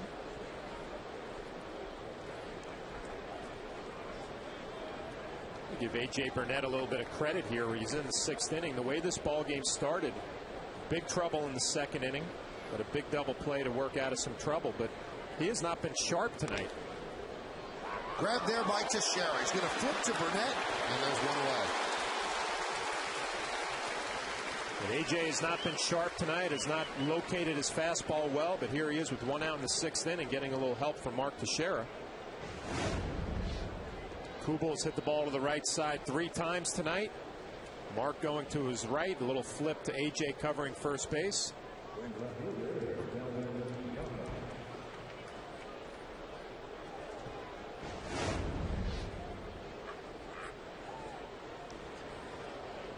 Delman Young swings and misses.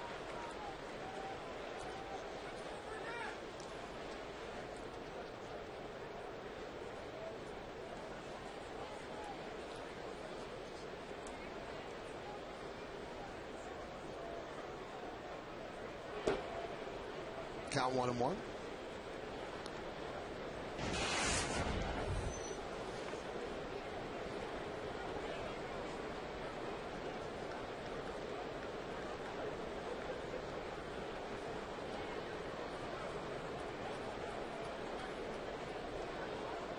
1-1. Grounded up the middle. Cano was perfectly placed. 2 men are out. Good scouting reports right there. Robinson Cano shading Young up the middle.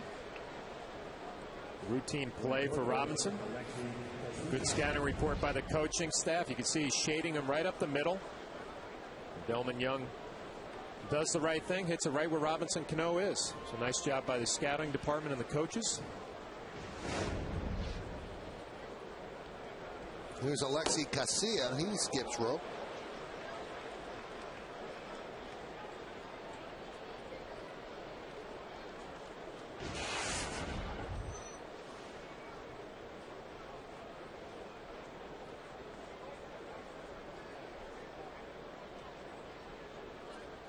The 1-0.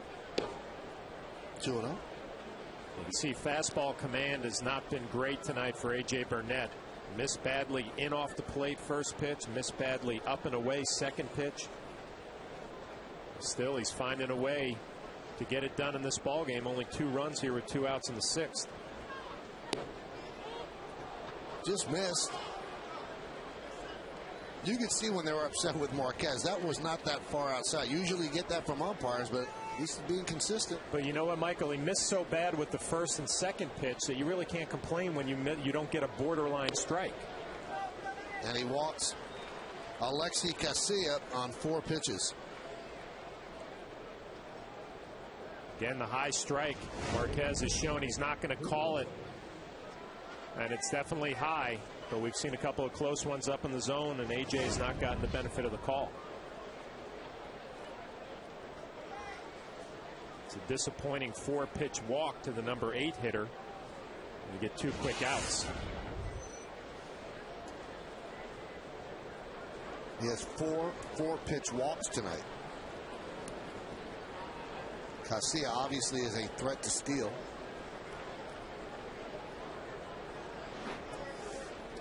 Not a great ratio, about 1-to-1. Finding a way to get it done. He could not do it at Fenway Park his last outing, but finding a way without his great stuff tonight. These are the games pitchers are most proud of when you know you don't have your good stuff. It's been a battle. You keep your ball club in the ball game.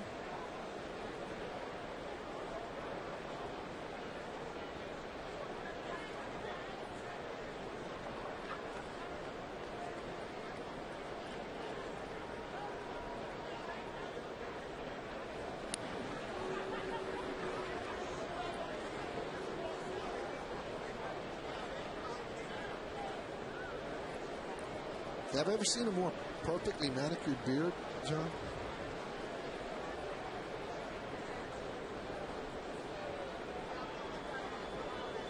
I have not.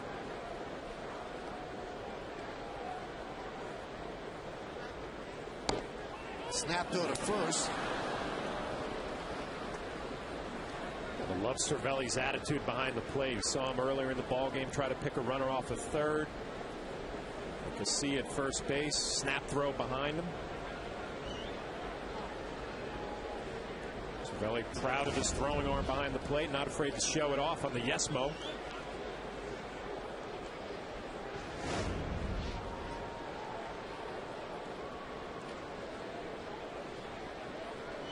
Runner goes. There's a strike. Throw to second. Got it. Good tag by Derek Jeter as Casilla has gone down 2-6. Casilla got a decent jump. The throw by Cervelli was quick. The tag by Jeter quicker. And the end of the inning right there.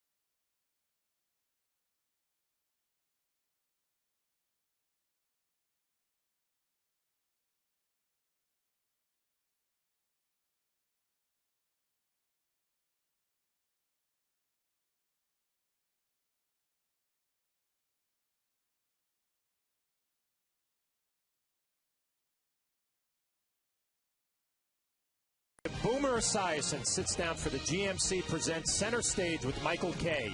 The NFL great dishes on his days in football and as a broadcaster. Plus a story behind his charitable work. Center Stage, Boomer Esiason airs tonight after the postgame only on Yes. Pitch to Robinson Cano is a strike. Yankees lead 3-2. You were on with Boomer on his radio show yesterday, weren't you? I was. Yeah, 8:30 in the morning. Got the kids to the bus stop. Nice conversation with Boomer. How was the show? The show was great. And he's a natural. I didn't have to do much work.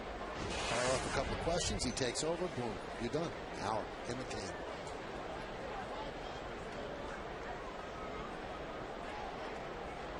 We got a show coming up that you're going to love. Mike Tyson. Fascinating.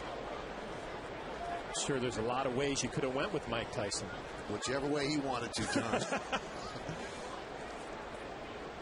Smart man. You went to Fordham. Good common sense. And Mike went to the School of Hard Knocks. Foul that.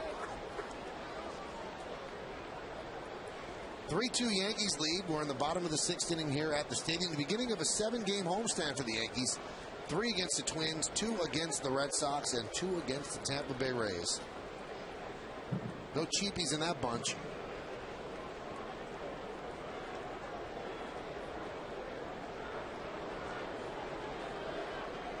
Two. Line drive, a base hit to right center. That's going to scoot to the wall. Cano goes to second. He'll have himself a leadoff double. He's 2 for 3 with 2 doubles.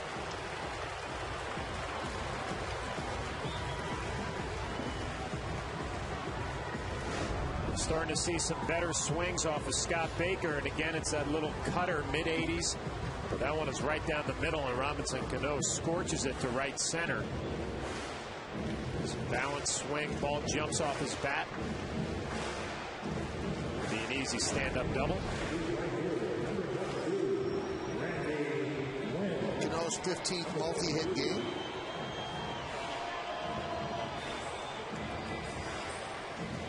Now you'd like to see Wynn pull the ball here and get Cano over to third. Wynn with runners on second and third, and nobody out in the fourth struck out, as did Timms, as did Miranda, as Baker pulled a Houdini act to get out of further trouble. Well, looks like Randy's going to get the opportunity to swing the bat, and like you said, Michael, looking to pull a ground ball. I was wondering if the previous at-bat would have changed Joe Girardi's mind. Randy had an opportunity to situational hit his last at-bat. Didn't get the job done. Looks like Joe Girardi's going to give him another opportunity to swing the bat.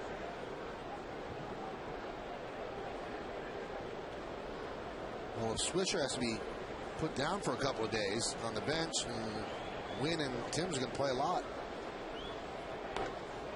And he does not get the job done. He lofts it to left field. Delman Young is there for the first out.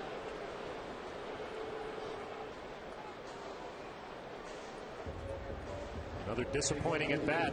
You see Jesse Crane getting loose in the Twin bullpen. Another disappointing at bat for Randy Wynn. You're a backup player. You take pride in the situational at bats. 0 for 2 tonight.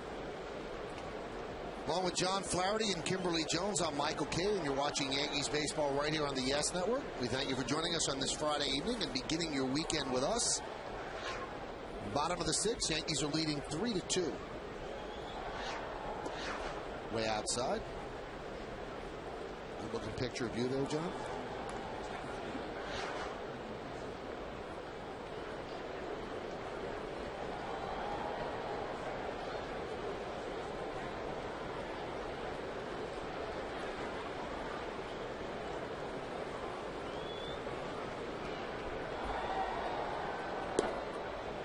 And a strike.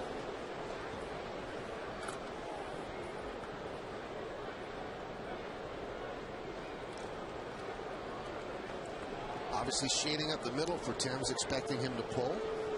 Second baseman Hudson close to second base.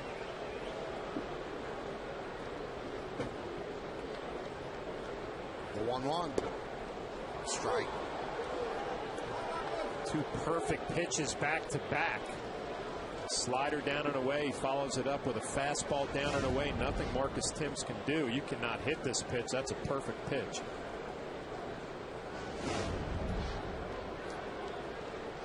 Marcus in battle mode here, behind in the count 1-2.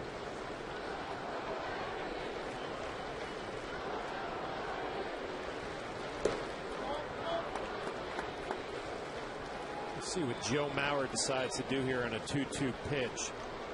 Remember Marcus's last at bat, he got struck out on a cutter on the inside half, almost like an inside slider. Every pitch Marcus is seeing to this point has been away from him. See if Mauer takes a shot on the inner half.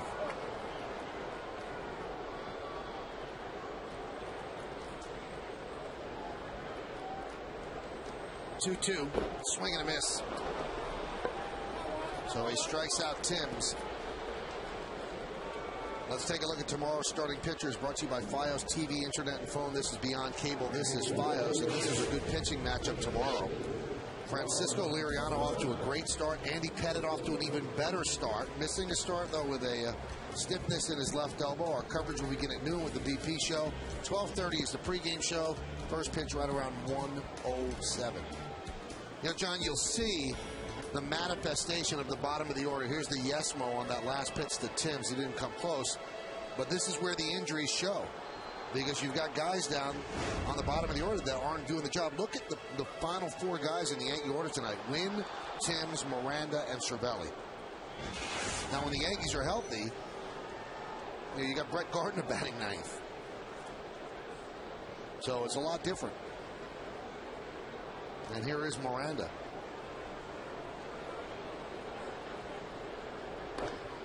High pop-up. Right there is Casilla, and he'll put it away for the final out of the inning. So the leadoff double is wasted. No runs a hit, no errors, and one man left on base. Jay-Z and Beyonce are here. Yankees are making beautiful music. They lead 3-2.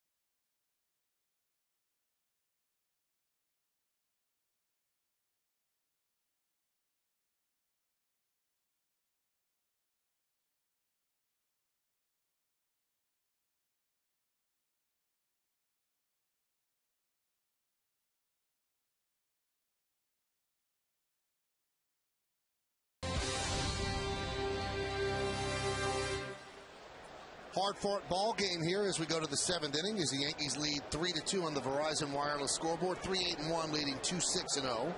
Yankees have left a lot of runners on base.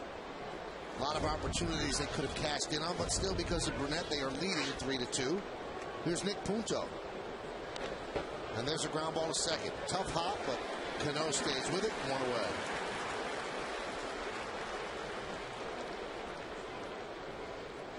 And with the Yankee offense compromised now with the injuries, John, that's when the pitchers have to step up. And the starters have been really good all year. Yesterday, Sabathia didn't pitch, obviously, as well as he normally does, but the starters have really been a revelation. No, they have been. And, you know, Javi Vasquez had a nice performance in Detroit, although he didn't get the win. Phil Hughes has been spectacular.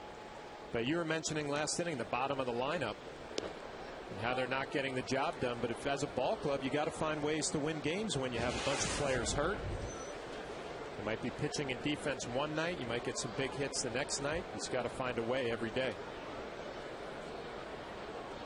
Here's Denard Span. Count 1-0. Damaso Marte getting ready. That's if a batter gets on, they'll use Marte for Mauer.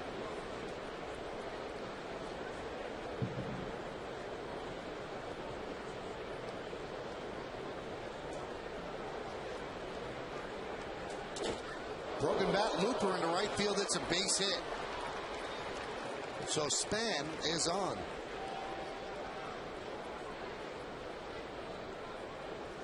And that's the remnants of the bat, but he'll trade that in.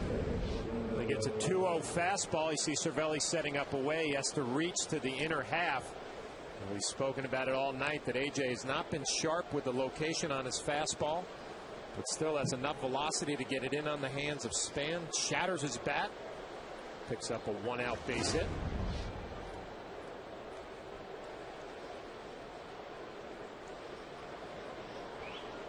Here's Orlando Hudson.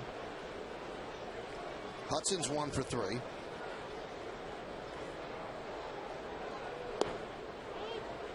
Count 1-0. Span has good speed at first base. 8 stolen bases. Has only been thrown out once. I wonder here in the 7th inning if he'll be running or maybe he'll be a little patient, try to get the M&M boys up in the middle of the lineup, Mauer and Morneau. Take a chance stealing a base here. You better be sure you can be in there safely. Cervelli's thrown well tonight.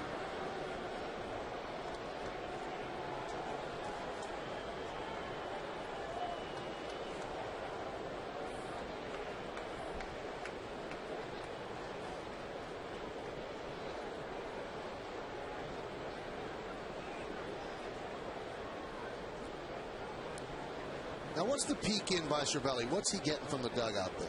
Is he getting the pitch or is he getting the throw over? He's getting signs from Tony Pena, I'm sure, who takes care of the running game in the Yankee dugout about throwing over, maybe pitching out, or if he wants A.J. Burnett to slide step, quicken up that delivery to home plate. Nobody better than Tony Pena dealing with a running game. And it looks like Span is thinking about running over there. It looked like he was leaning a little bit.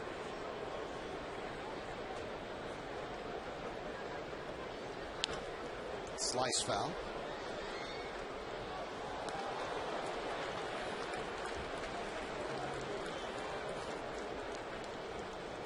Tony Pena has to be happy with what he's seen behind the plate from Cervelli in this ball game. Talked about his throwing the ball all around the bases. Threw out Casilla, trying to steal second. Perfect throw.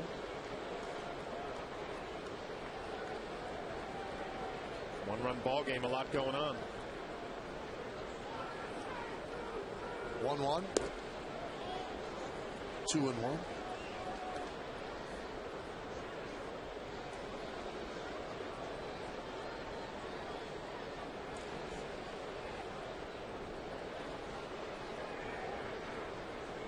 Orlando Hudson ahead in the count here, 2-1. Possibility of a hit and run comes into play. Hudson handles the bat well.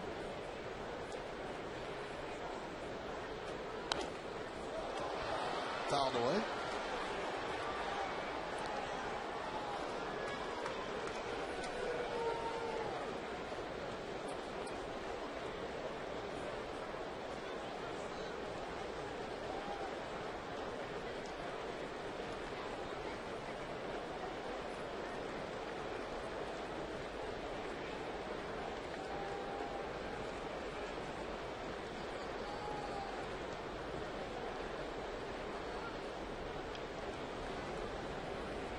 Does a pitcher ever throw over there on his own, or is it always called? No, there are times they can throw over on their own. A lot of times if a pitcher is not happy with the pitch selection, he might just say, I'm going to throw over to first base and go through signs again. But when the sign comes from the dugout, you better do what that sign told you to do.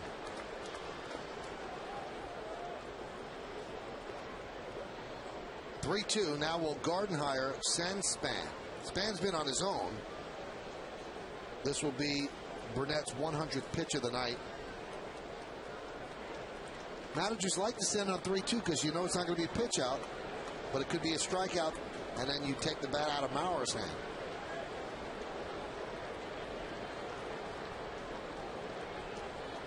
He goes. And a soft ground ball to second base. 2 outs. Span moves to second. Now let's see what Girardi does. Does he bring on Marte to face Mauer? It looks like he's going to. So 100 pitches for Burnett, and when you consider the way he was pitching in the second inning, that's a pretty good performance by the Yankee right-hander as he's trying to go 5-1. So Girardi's going to take the ball from him, and he's probably going to get a very nice hand from the crowd here at the stadium.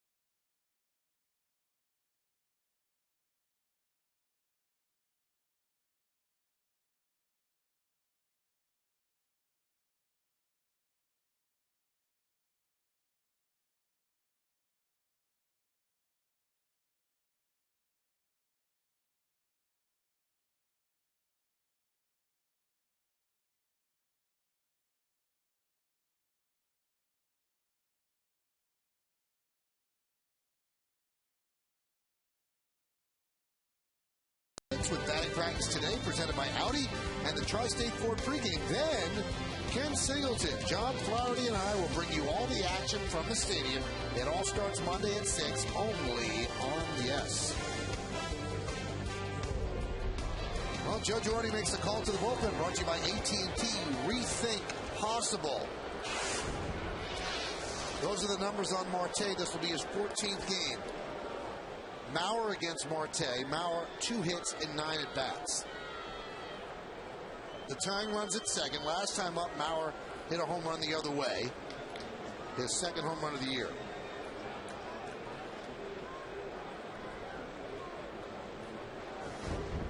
And the pitch. Missed outside. First base open. You can pitch carefully to Mauer.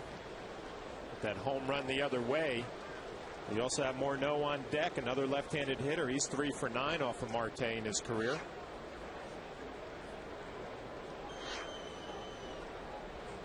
With 2 big left-handed hitters in the middle of the lineup, to find a way to get 1 out. Strike.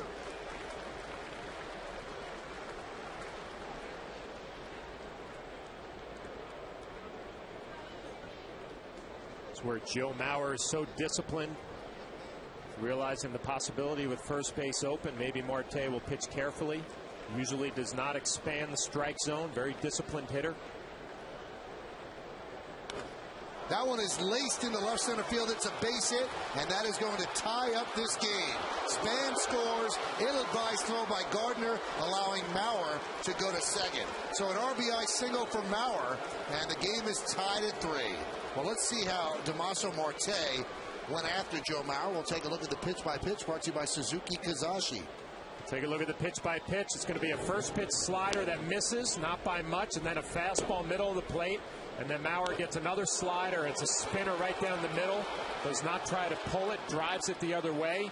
You see Brett Gardner coming in with the way Span runs. There's no way he was going to have a play at home. Airmails the throw. Because of that, Maurer moves into scoring position. But you know what? There could be one positive that came out of that, John. He airmails the throw, and Maurer goes to second. Now they just walk Morneau, and Morneau has always hurt the Yankees, and then you deal with Cuddyer. You've got Jabba Chamberlain thrown in the bullpen. But it looks like they're going to go after Morneau. We'll look at our Home Depot scatter report. He's the other end. Maurer gets so much attention, but Morneau is off to a great start. He had some injuries at the end of last year. Swings and misses out a slider. Had some back problems, some wrist problems, but obviously having a good start to the year. Those are not a concern. And he hangs in there against lefties. Hit .277 against lefties last year with 10 home runs.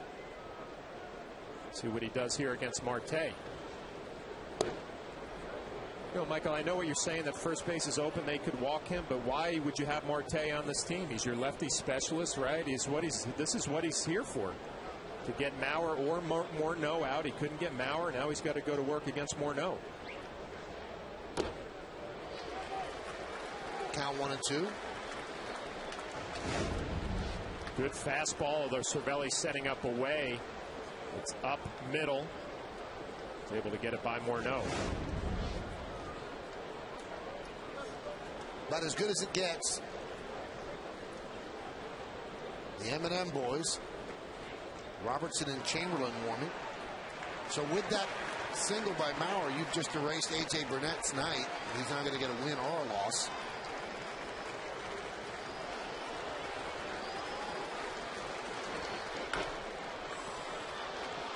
Tell you what, Marte has thrown some sliders, and they have not been good ones. Couple of hangers. Maurer got one and drilled it back up the middle. Morneau gets a hanger. Look at where Cervelli's setting up, down and away. It ends up middle up.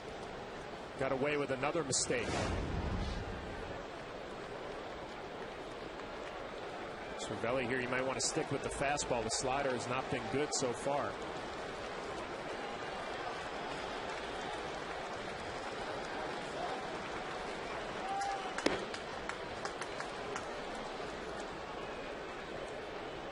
Tough call for a catcher. You know the right pitch is a slider, but your pitcher has shown you that he's spun a few of them up there already. And you're just hoping for one good pitch here, one good slider in a big spot to get the third out of this inning. Maurer leads off second, game tied at 3. The 2-2. Line drive, base hit to right center field. Scoring is Maurer. Morneau will go for second. He's going to have himself a double, and RBI, and the Twins lead 4-3.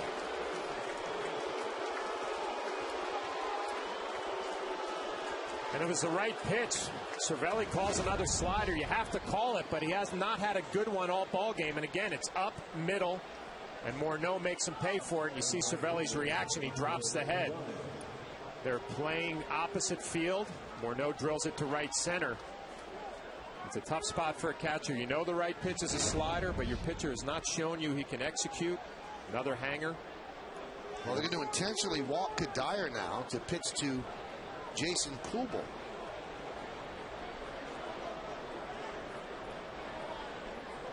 You know, my thinking on the Morneau situation, John, I totally get what you say. He's on the team to get those guys. But why tempt fate? Morneau's one of the best players in baseball. And Cuddyer, while he's a good player, he's not Morneau. I'd rather take my chance with Cuddyer with the game on the line than Morneau. And it didn't work out. Marte did the tough part, getting ahead of Morneau, and just could not execute a pitch to put him away.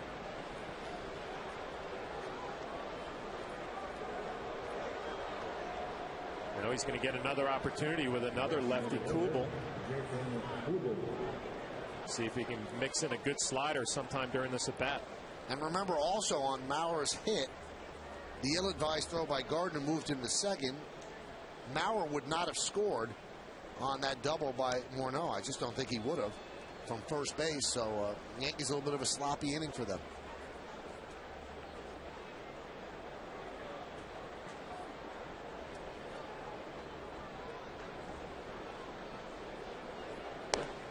There's a strike.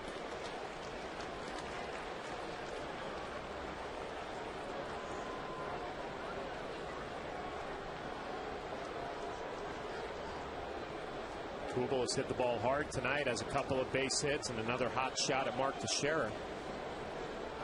The 0-1.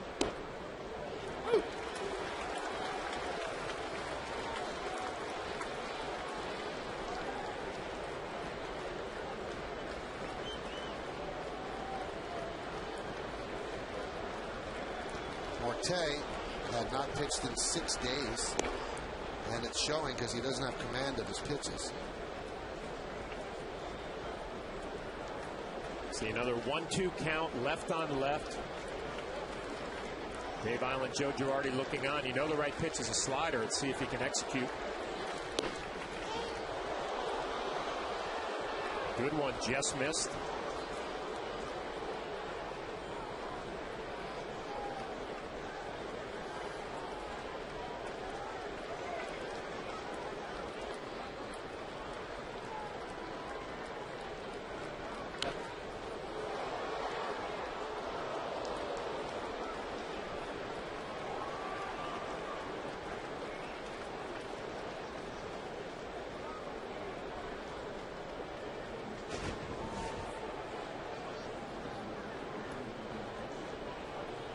So Relly's going to go out and have a little conversation. Probably part of this is, hey, if you can give me one good slider, we can get out of this mess.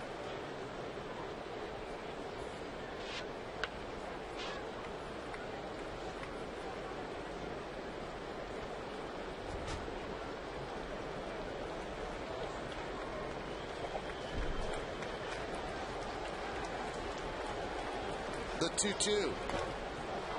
Lofts it to left field. That should end the inning. Marcus Timms backs up, makes the play, but the damage has been done.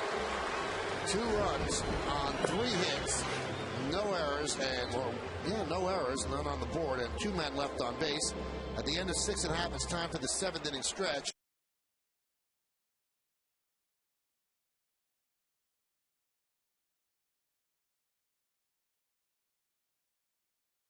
At home and around the globe.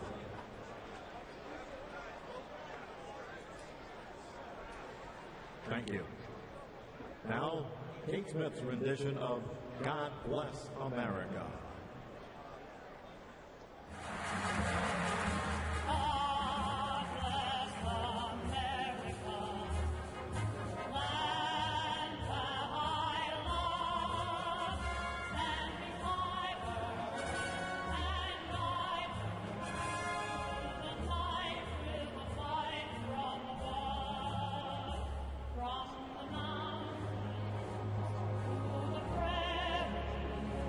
To the ocean, white with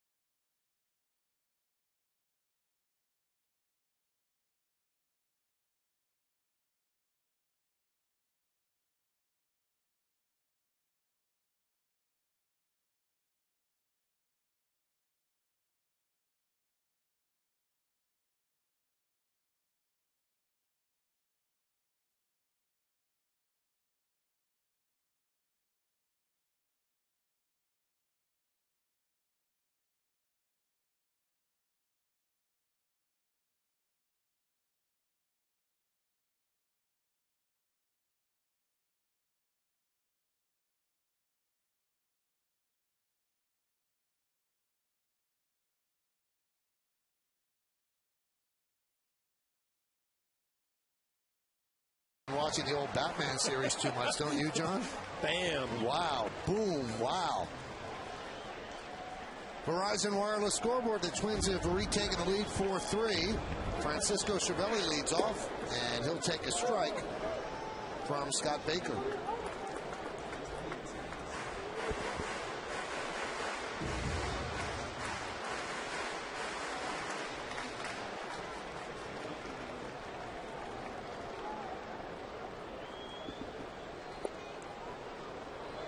Count 0-2. Well, that's an inning, John, that's going to be dissected for a while. You could see that Marte wasn't as effective as he could be. And, you know, Joe Girardi will be asked after the game, did you think about walking Morneau? And Gardner will be asked, why'd you unleash that throw with Span running? He had no chance to get him. That one's grounded up the middle.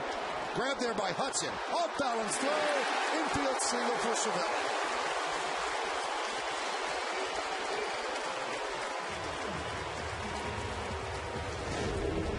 Another infield hit for a Yankee catcher. You see Hudson going to his right. He's got a lot on this throw. Cervelli runs good for a catcher, beats it by a step. Yankees have a leadoff runner here in the 7th. It's just a hustle base hit. Ground ball up the middle. Kick it into another gear. Infield base hit. Tony Pena loves it. Now you wonder, John, the way Derek Jeter's been hitting, and sometimes he does this on his own, will he bunt?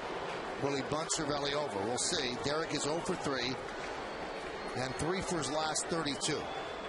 But you're 100% right. Derek has the option if he wants to when he's not feeling good. Maybe lay down a bunt down the third base line. If it's a base hit, great. If not, you get a runner in scoring position. We'll see what he does.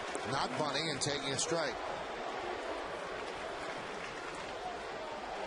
Baker has thrown him a couple of sliders tonight. He's hit a couple of ground balls. We'll see if he stays on it and works the other way a little bit. This will be Baker's 100th pitch of the night. Jeter had 4 sacrifice bunts last year, none yet this year. Hot shot off of Baker, and it goes into right field. Cervelli will go to third. Jeter's going to second, and the Yankees are set up. Second and third, nobody out.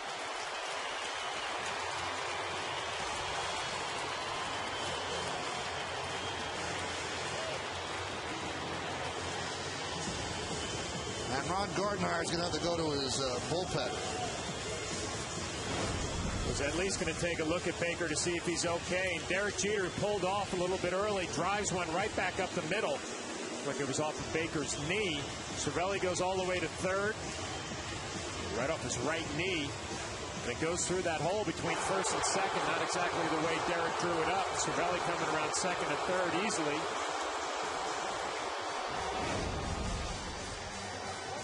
And Gardner does signal to the bullpen.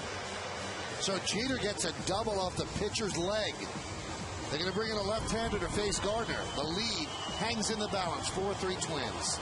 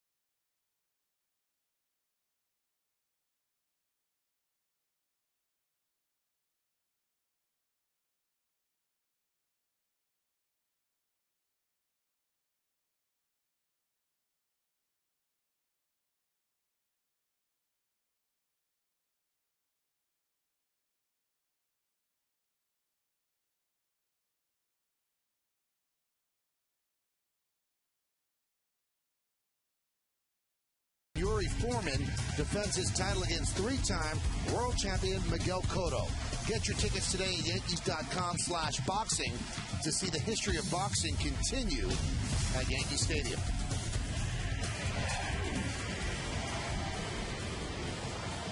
So Jeter and Orlando Hudson joking about something. And the new pitcher is Brian Dunsing.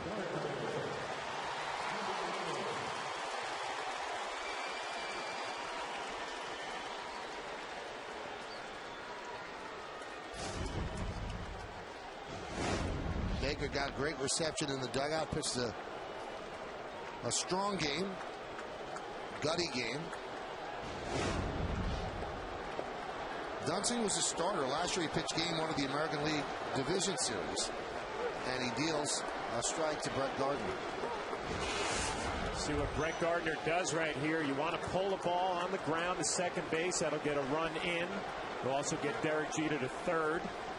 If you're Brett Gardner, you probably got to be thinking, I might be able to bunt the ball, pull a bunt towards second base. That would get an RBI and get the runner to third. Looks like he's going to swing away. We saw Randy Wynn having a bat like this early on in the ball game. Couldn't get the job done. If you're the Yankees here, you're lined up to take a lead. If you don't even have to get a base hit, a little ground ball from Gardner, and then possibility of a sacrifice fly. See if they can execute.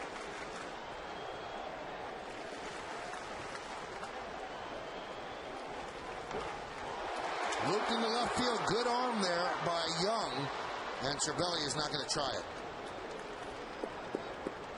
So Gardner, hitting .343 against lefties, flies out to left.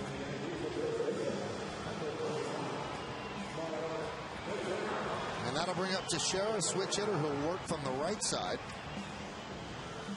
Yankees are 2 for 9 tonight with runners in scoring position, and 6, 7, 8 in the order are 0 for 6. Teixeira 2 for 3. Single run scored, double and an RBI, but they're going to intentionally walk him. And they'll probably bring in the righty to face A-Rod. Mark's had a good night swinging the bat from the left side. This would have been his first at bat from the right side. So Alex Rodriguez is going to get challenged here in the 7th inning. An intentional walk to Teixeira to face Alex Rodriguez in a big spot. Well, that's certainly issuing the challenge to Rodriguez here, who has not been swinging the bat great. Not terrible, but not great. Certainly not the power that he is supposed to exhibit. And now he sees somebody being walked in front of him as they choose to pitch to him. There's ball 4. So that'll load the bases and set up the double play.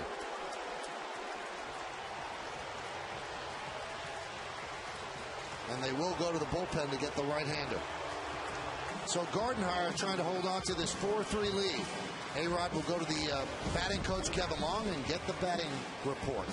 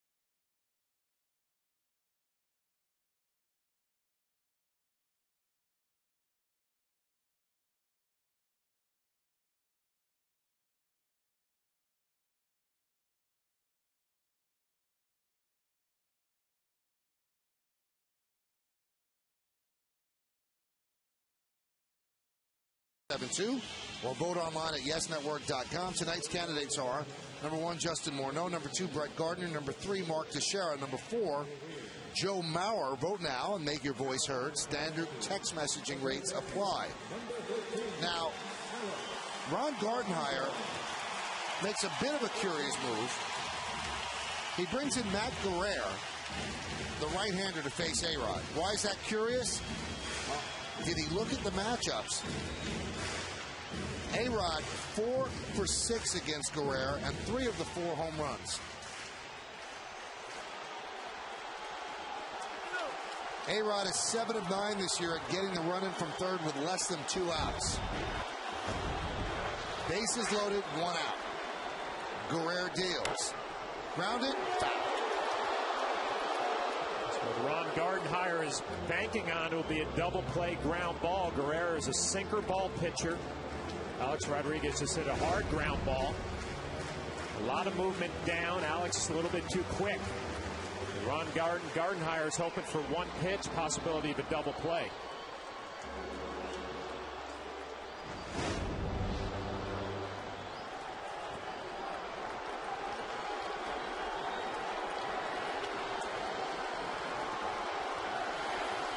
The 0-1. Hit deep to left field. Going back young. Still back. On the track. At the wall. See ya! A grand slam for Alex Rodriguez. And the Yankees lead 7-4.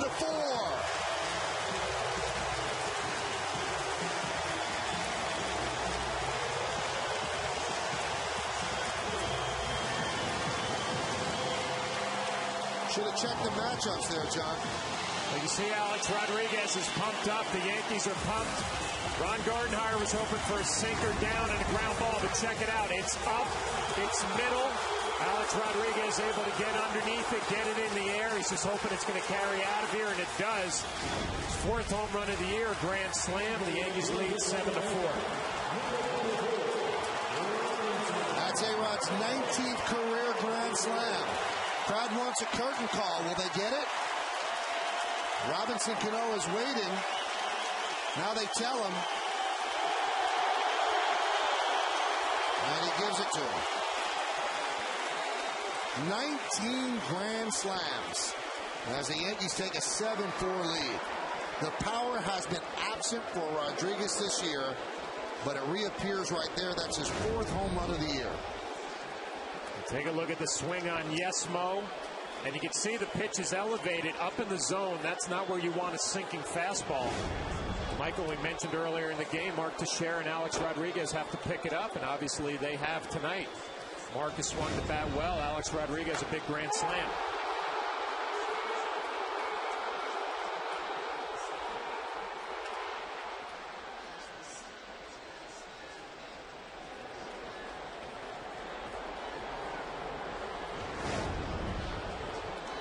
Cano,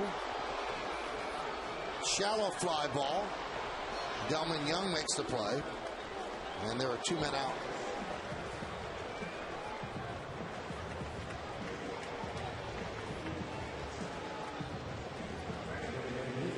Now you might say, okay, where else could Gardner have gone? Well, you have Alex Burnett, a right-hander. You have Jesse Crane, a right-hander. You see Alex Rodriguez, who just clubbed his 587th home run to break the tie with Frank Robinson. Next up, Sammy Sosa. His other right-hander is John Roush, who's his closer. He wouldn't go to him as Wynn swings and misses. So he goes to Guerrero, and now Alex against Guerrero is 5 for 7 with 4 home runs. That's a little bit more than a coincidence.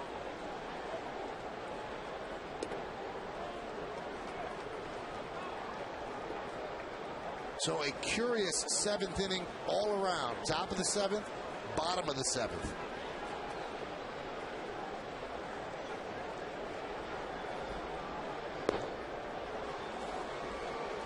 Count 1-2.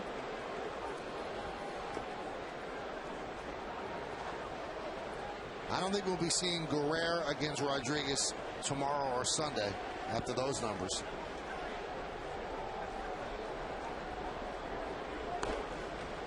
Grounded to second.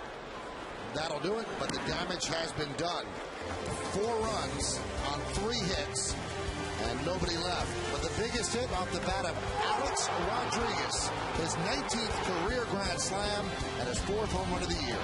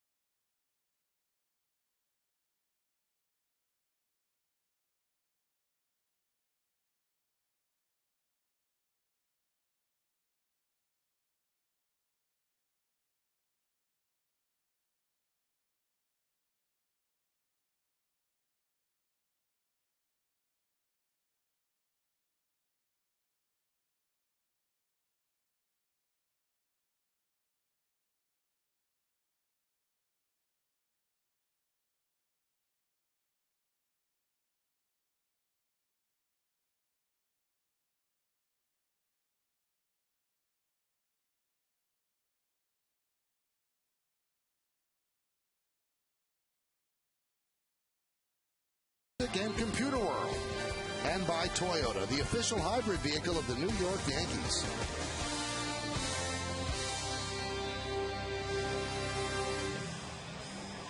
Well, Greg Golson takes over in center field as Brett Gardner moves from center to left. Marcus Timms will have the rest of the night off.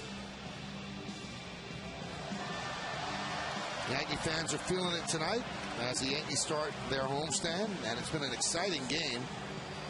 Seesaw back and forth, managerial decisions backfiring, so certainly a lot of entertainment.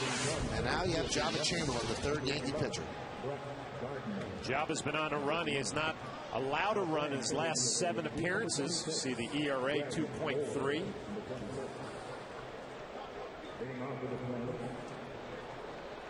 So you draw it up if you're Joe Girardi, get a lead, get the ball to Jabba, and then hopefully Mariano in the 9th. Bottom third of the order. Here's the number 7 hitter, Delman Young. And a strike. 7-11-1 for the Yankees, 4-9-0 for the Twins. The Yankees are 10-2 at home this year. Fouled away. Big crowd at the stadium, 45,195. Not many empty seats around the ballpark.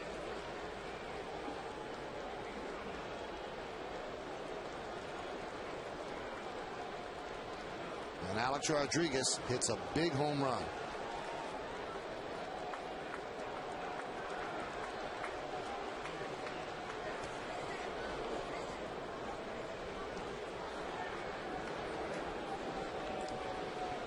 And the count 1-2. I mentioned Jabba's been hot lately. You know, I saw around the ballpark today was Jeff Nelson, right-handed relief pitcher for the Yankees, some of those championship clubs, and I actually talked to him in April about Jabba Chamberlain, about the velocity wasn't quite there yet, and he said, you know what, see Mariano getting loose. He said, don't worry about velocity with the relievers in April. At the end of April, beginning of May, you'll see things change. Slider misses, and I guess he was right, because that's about the time Jabba's velocity picked up a little bit, and he's been on that good run. Well, in Detroit, he was clocked at 98 miles an hour at Comerica Park, and he hasn't thrown that hard since 2007. That was when he first came up and was hitting triple digits.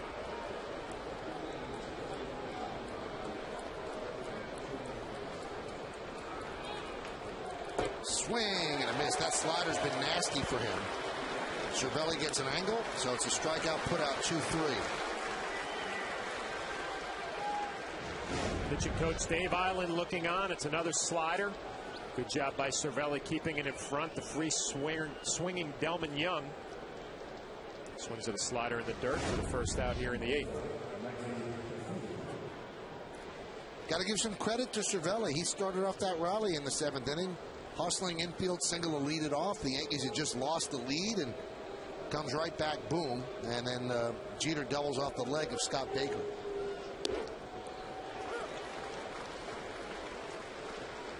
Now Burnett will not get a decision. Unfortunately for Baker, he could get the loss here because his bullpen didn't do the job. Jeter was the 5th run as the Yankees took the lead.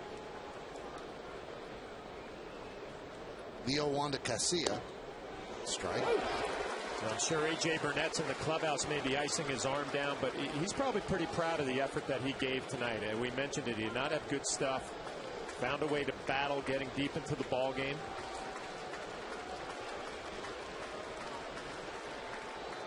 Could not hold up. High fastball. Casilla down on strikes. Jaba's got a good look in his eyes tonight. A fastball up. Casilla cannot hold up his swing. 3 pitches. Jaba Chamberlain not playing any games. All fastballs. Challenging the bottom of the order.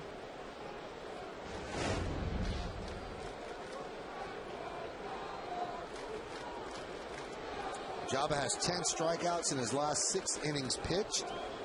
Here's Nick Punto. And strike, 95-mile-an-hour fastball. Throwing it right down the middle, too. Just challenging these hitters, getting ahead in the count. Got a good look in his eye, too.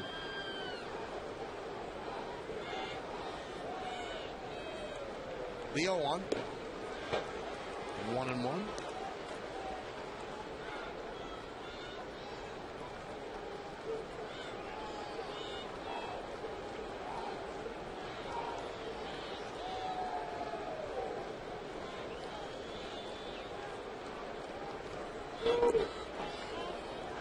Count 2-1.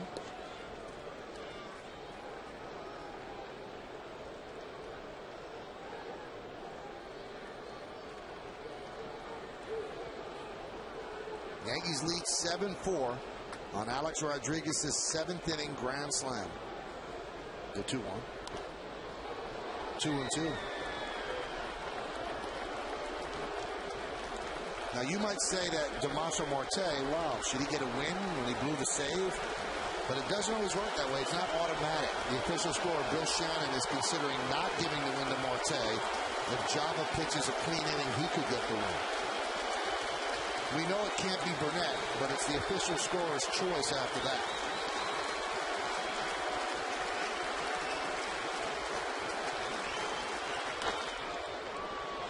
Fouled away. Until Jaba feels good about his fastball, 96 miles an hour. That would have always been a spot for a slider there for the possibility of a strikeout. Obviously feeling good about his stuff tonight, challenging hitters.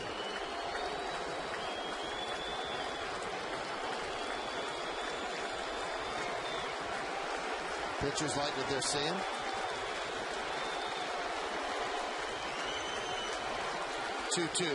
I'd say that's a clean inning for Jaba Chamberlain. Cervelli gets the angle, and Jaba strikes out the side. Let's take a look. Delman Young leads off. Slider swung on and missed.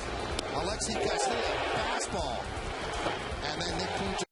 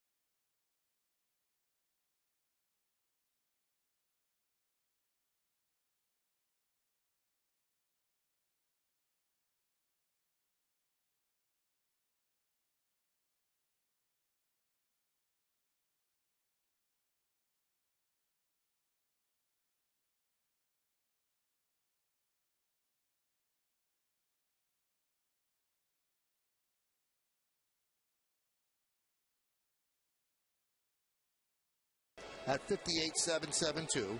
Alex Rodriguez would now be your first choice. Brett Gardner, Mark Teixeira, and Joe Mauer. And again, standard text messaging rates apply. We're just trying to be fair in this election, John, that's all. We don't want to eliminate Alex because we went too early. Here's Greg Golson against Jose Mijares, and there's a strike.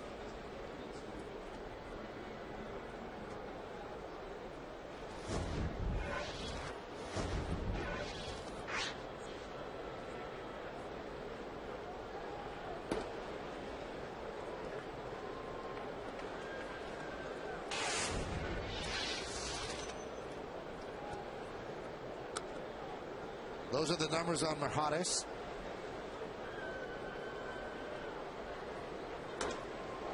Line drive and a base hit. Golson's second big league hit. He picked up his first in Detroit, and he leads off the eighth with a single. So comes in for defense and then picks up a single. Not an easy thing to do. Go up there cold, get it at bat, picks up a base hit. Now the possibility of stolen base.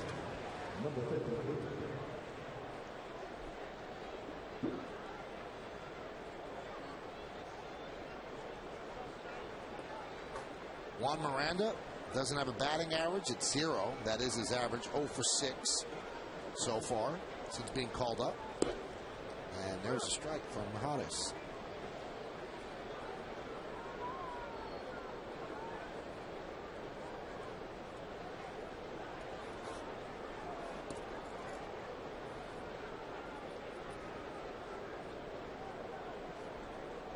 And the 0-1. And the third base umpire, Bob Davidson, said he went around. Juan Miranda does not think so. Shakes his head a little bit. These are at bats. Joe Girardi, Kevin Long, the hitting instructor, will pay attention. How does he hang in there against a lefty? Just nipping the outside corner, 1 and 2.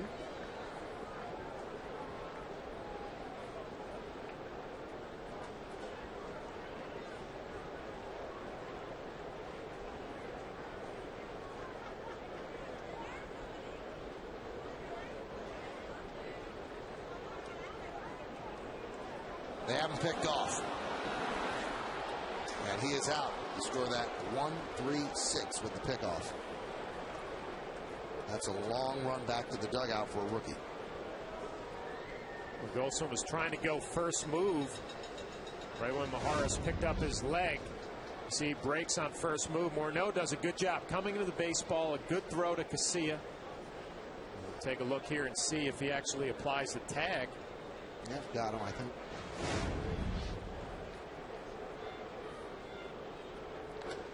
That one is driven deep to center field. Going back, span. Still back, track. And it's over his head and up against the wall. Miranda picks up his first base hit of 2010, and he gets a double. Now the pickoff looms very large, although that's the fallacy of the predetermined outcome. You don't know if that double would have happened. Well, I mentioned Kevin Long, Joe Girardi. You pay attention with a young hitter, how he's going to hang in there against a left-hander. Well, he handles himself just fine. Driving this ball to center field, short hops the wall. Going to get into second base with a stand-up double. First hit of the year for Miranda.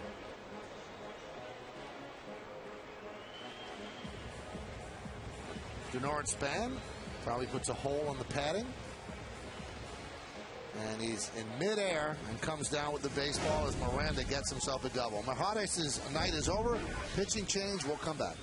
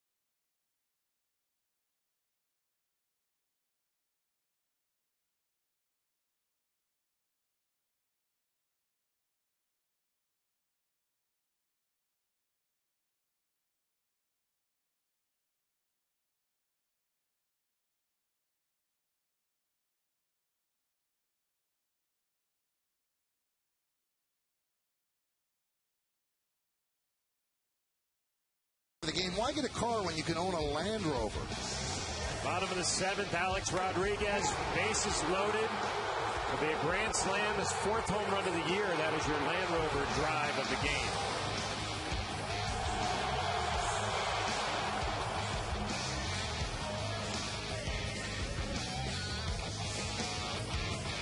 Well, that's going to bring up Cervelli with Miranda at second. New pitcher is Alex Burnett. 5th pitcher used by Ron Gardner.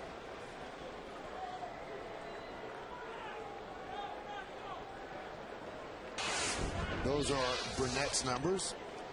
16 2/3, 15 hits, 18 strikeouts, good. 10 walks, not good.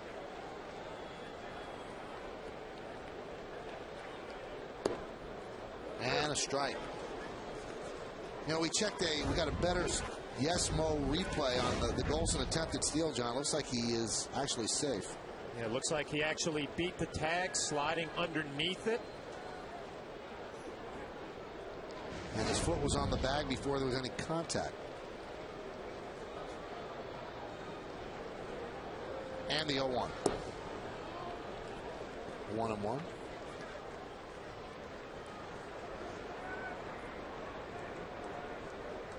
Somebody will tell Joe, you know, Golson was really safe. Or maybe Golson will tell him, you know, I was really safe.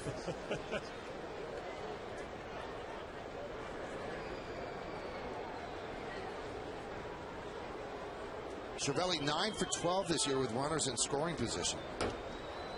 Slices that one foul. Well, you see that single for Cervelli, and you mentioned it, Michael. I mean, a big infield hit to get that 7th inning going. Big 7th inning where Alex Rodriguez hit the grand slam. And every time Cervelli plays, he seems to do a lot of positive things. Defensively, getting some big hits.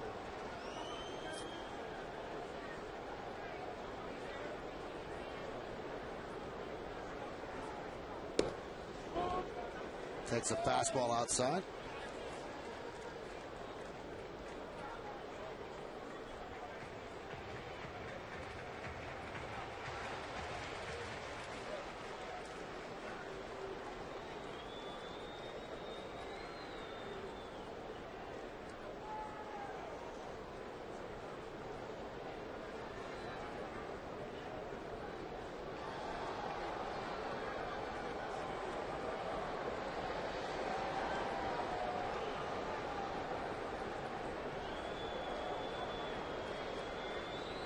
The 2-2.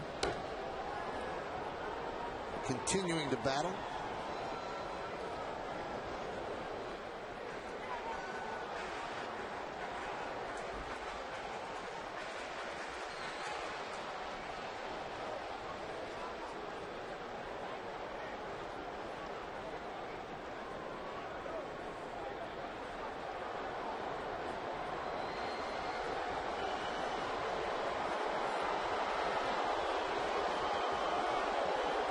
The 2-2. Fouled off again. Tomorrow's game should be a beauty. Real good battle of outstanding pitchers. Francisco Liriano against Andy Pettit. Our BP show will start at noon. Pre-game show at 12:30. First pitch right around 1:07. John and I will be here.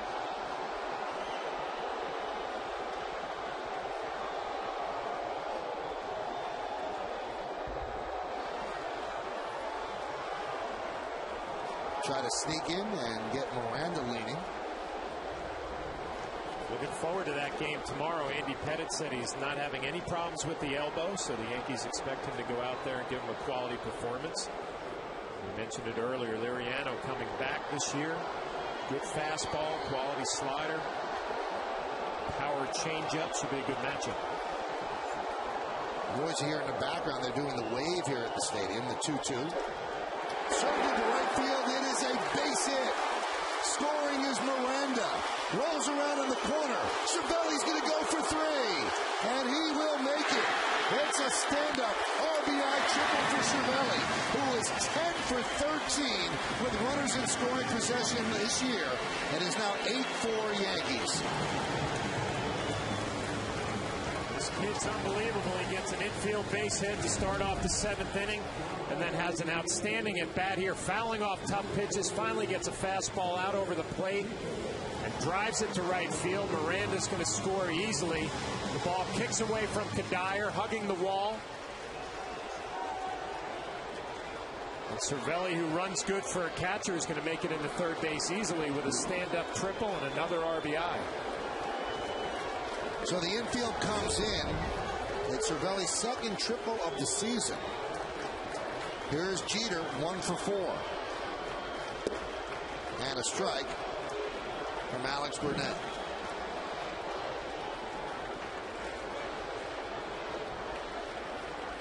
Derek 1 for 4. The first 3 at bats, pulling off a little bit. Last at bat, drove a fastball right back up the middle off of Scott Baker's leg. Actually had a double in that at bat. Count 0-2. Let's see what the Yankees are going to have pitched the 9th inning. It's not a safe situation now with the Yankees up by 4. Wouldn't make sense to have Jabba come out and pitch another inning.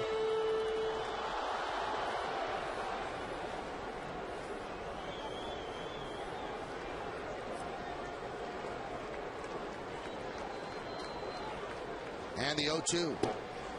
Missed outside. No one's warming in the Yankee bullpen right now. And Jabba's still sitting in the dugout, so maybe it will be him.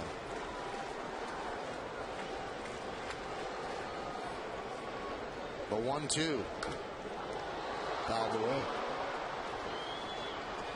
Chamberlain threw 14 pitches in the 8th inning. Mariano was up getting loose before, so I'm sure he's ready. Maybe taking a break out there. Possibly with 2 outs, he might get back up. We'll see how Joe Girardi plays it. That's Mike Harkey standing all alone. He's the Yankee bullpen coach. The 1-2. Another tough at bat against Burnett. Yeah, better swings for Derek Jeter, too. This is what we're used to seeing. We're kind of letting that ball travel a little bit, fighting it off. If you're right on time, you'll hit it the other way. He just looked a little quick early in this ball game. Kevin Long has to be happy with the last at bat, some of the swings he's seeing right here.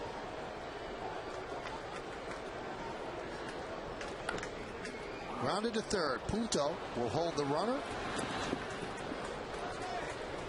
And there are 2 outs. Well, after the final out of this first game against the Twins, join Bob Lorenz and Kimberly Jones for the WB Mason postgame. Get highlights, analysis, the whole deal, plus the reaction from the clubhouse and more. All on the WB Mason postgame coming up later. Only on Yes.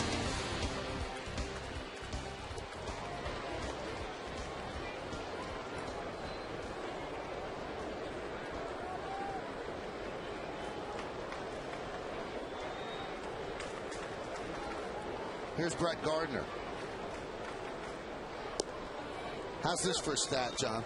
Ed Price, who writes for fanhouse.com, which is the AOL site, said that Teixeira has been walked intentionally 8 times to get to A-Rod.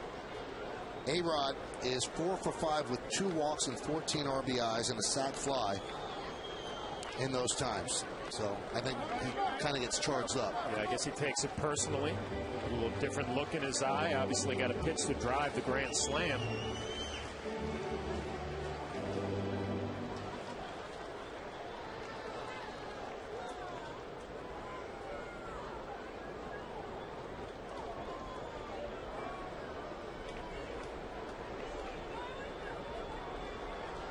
The 0-2 outside, 1-2. This is how A-Rod looked when they were walking Teixeira. Okay. Let's go. Bring it. And if you just joined us, he followed with his 19th career grand slam. Give the Yankees the lead. Count 2-2.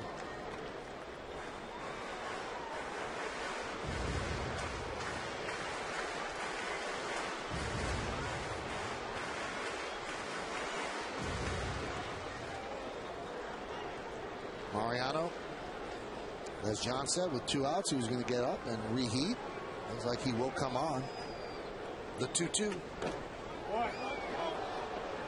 Still 2-2.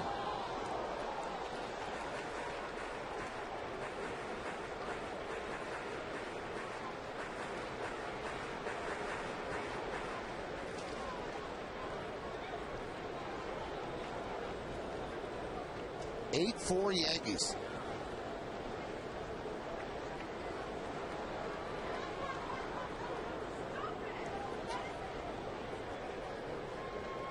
And the 2-2. Upstairs, 3-2. Teixeira's on deck.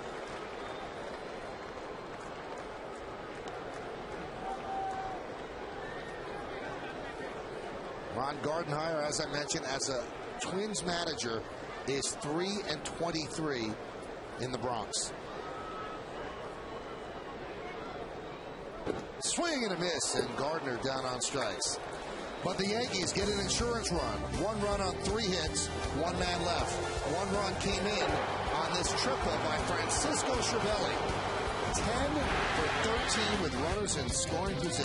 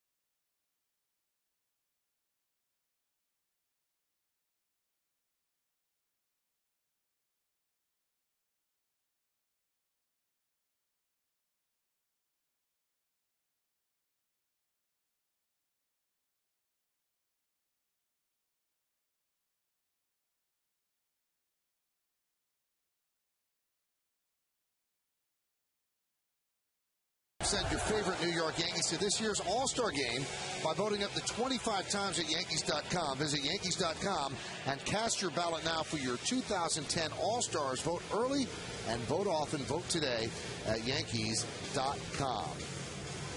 So you can hear the strains of Enter Sandman in the background here at the stadium. And that means Mariano Rivera will enter the game, and he has not had save opportunities. He was out with that bad side for a while, and he came in an 8-0 game in Detroit. Look at the 10 innings, 2 walks. He's not given up a run yet. Be his 12th game of the season. So the Yankees 10-0, including the playoffs last year against the Twins. And now trying to start the 6 games they'll play against each other this season with a victory. Top of the order against Rivera. 8-4 Yankees. Denard Span will start it off. There's a cutter for a strike.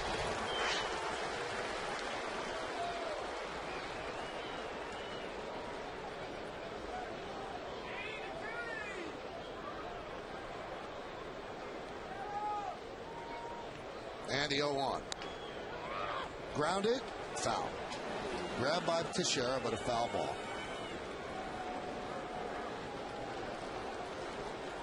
Boston has beaten Detroit. Tampa Bay has lost to Seattle. So if the Yankees win this game, they'll pull to within 1 of the lead in the American League East. If the Yankees win this game, I think you got to feel awfully good about the way Mark Teixeira swung the bat tonight. Alex Rodriguez, middle of the lineup. Soft ground ball, charging is Cano, bare hands, fires.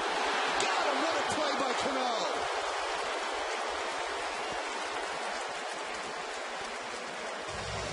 A lot of smiles out there on that infield. Robinson Cano makes this look a lot easier than it is. It is not hit hard. He comes in bare hand, gets a good grip and a strong throw to get a speedy Denard Span by half a step. Again, we take a look on Yes Mo. Check out the grip that he gets on this baseball. It's like a change-up grip that he probably changes on the way up. Strong throwing arm. No one can believe the way he makes that play and the arm that he exhibits. Here's Orlando Hudson. And there's the strike. Orlando Hudson won the Gold Glove in the National League last year at second. Placido Polanco, who won in the American League, has gone to play third base for the Phillies in the National League. So Cano might be battling Hudson for that prestigious honor this season. Count quickly 0-2.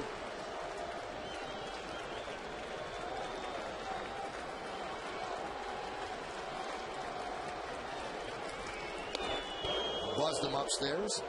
Love that pitch, though, there, Michael. And Mariano Rivera, I feel, is at his best when he can throw pitches up in the strike zone. Love the way Cervelli was giving him that high target. Kind of changes the hitter's eye level.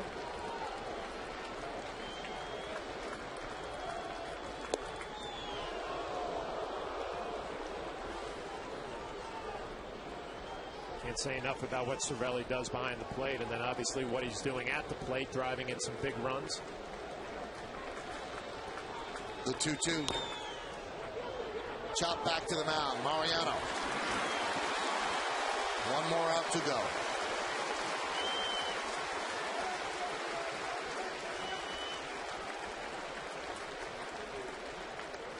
Well, the Yankees like Cervelli so much that they allowed Jose Molina to leave as a free agent. They felt that this guy could do the job behind the plate. And he's seen a lot more action, I think, than they thought he would.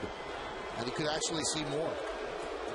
He keeps swinging the bat the way he's swinging it. I mean, the Yankees struggling to score runs, finally putting 8 on the board tonight. Every time he plays, he does a lot of good things back there. There's Joe Mauer, a battle of two of the best. And there's a strike. Brett Gardner with a home run in this game, but the big blow, a grand slam off the bat of Alex Rodriguez in the 7th inning, turned a 4-3 Yankee deficit into a 7-4 Yankee lead. Now they're leading 8-4 with 1 out to go in the 9th. Count 0-2. Joe Mauer had a home run for the Twins. He took it the other way. A monster blast for his 2nd home run of the year. 6 runs scored combined in the 7th inning. Twins turned a 3-2 Yankee lead into a 4-3 lead, and then the Yankees with 4 in the bottom of the inning. And this should do it. Ground ball to Cano. And that will do it as the Yankees win the game 8-4. Mariano Rivera with another scoreless inning and a big, big night for Alex Rodriguez, who hasn't been bad, but he's been searching for his power, and he found it tonight with a home run with the bases loaded against Matt Guerrero. And A-Rod needed that. His 4th home run of the year. You have to stick around for the post-game show to find out who's tonight's Chevy player of the game. And there's a good chance that it could be Alex Rodriguez. You think he's got another good start, John, and that sets everything up. Yeah, I think A.J. Burnett's going to feel good about his start tonight. We mentioned he didn't have great stuff. Cervelli did a good job keeping him in this ball game. Mariano had a nice clean inning. Jabba Chamberlain was electric tonight, but the big swing from Alex Rodriguez. And we are notified that Jabba Chamberlain got the win. They did not give it to Damaso Marte. So Bill Shannon, the official scorer, does a good job with that. And Jabba struck out the side in the 8th inning, so he deserved to get the victory. Yankees are now 11-2 at home this season. And Kimberly Jones is with the star of the game, Alex Rodriguez. Kim? I am, Michael. Alex, Michael just said maybe you feel like you found your power stroke tonight. Do you? Well, I don't know about that. I know that as a team, we were tested today, I think maybe for the first time all year. and it's good to come back at home and get a big win today. Let's go through this. What is going through your mind as Ron Gardner calls for the walk to Teixeira to load the bases, one out to get to you? Well, I mean, you can see it developing the whole inning. I mean, he had a tough matchup with Tex. Tex has been swinging the bat much better. And, you know, they're hoping for a single ball, ground ball, double play, and I was aware of that. I just wanted to get a good pitch to hit and get in the air. You had to also be aware of your numbers against Matt Guerrero, though. 4 for 6 with 3 home runs coming into that at bat. I was not aware. I haven't faced him that much. I've only probably faced him, like you said, a handful of times, and it was good to get a good pitch to hit and get a big hit for us. You, coming into it, you have 586 home runs. Does part of you say, all right, you really want to do this? No, I mean, look, he's a great manager over there, and I have a lot of respect for him. And they're playing the game, and again, I just wanted to do my job right there. And what was the pitch that you hit? I think it was just a fastball, middle. Looked like you had to double check that you got all of it? Well, I didn't know. I knew that at least we got one run in. I wanted to stay away from hitting a hard ground ball to third and get the ball elevated, and that swing felt pretty good. There's something about playing the Twins that brings out the best in the comeback in you guys, isn't there? Well, we don't want to make a habit of it. We have the utmost respect for that team over there. They play the game really, really well, and they have some phenomenal player. They got a full metal jacket. They're very healthy right now, and tomorrow should be another big game. Thank you, Alex. Thank you. Michael. All right, thank you, Kim, and thank you to Alex. So Alex Rodriguez with his 19th career Grand Slam. They issued the challenge. They walked Teixeira in front of him, and he answered the challenge with a big home run to give the Yankees a lead. Yankees held on to win 8-4. We've got some awards in the postgame coming up.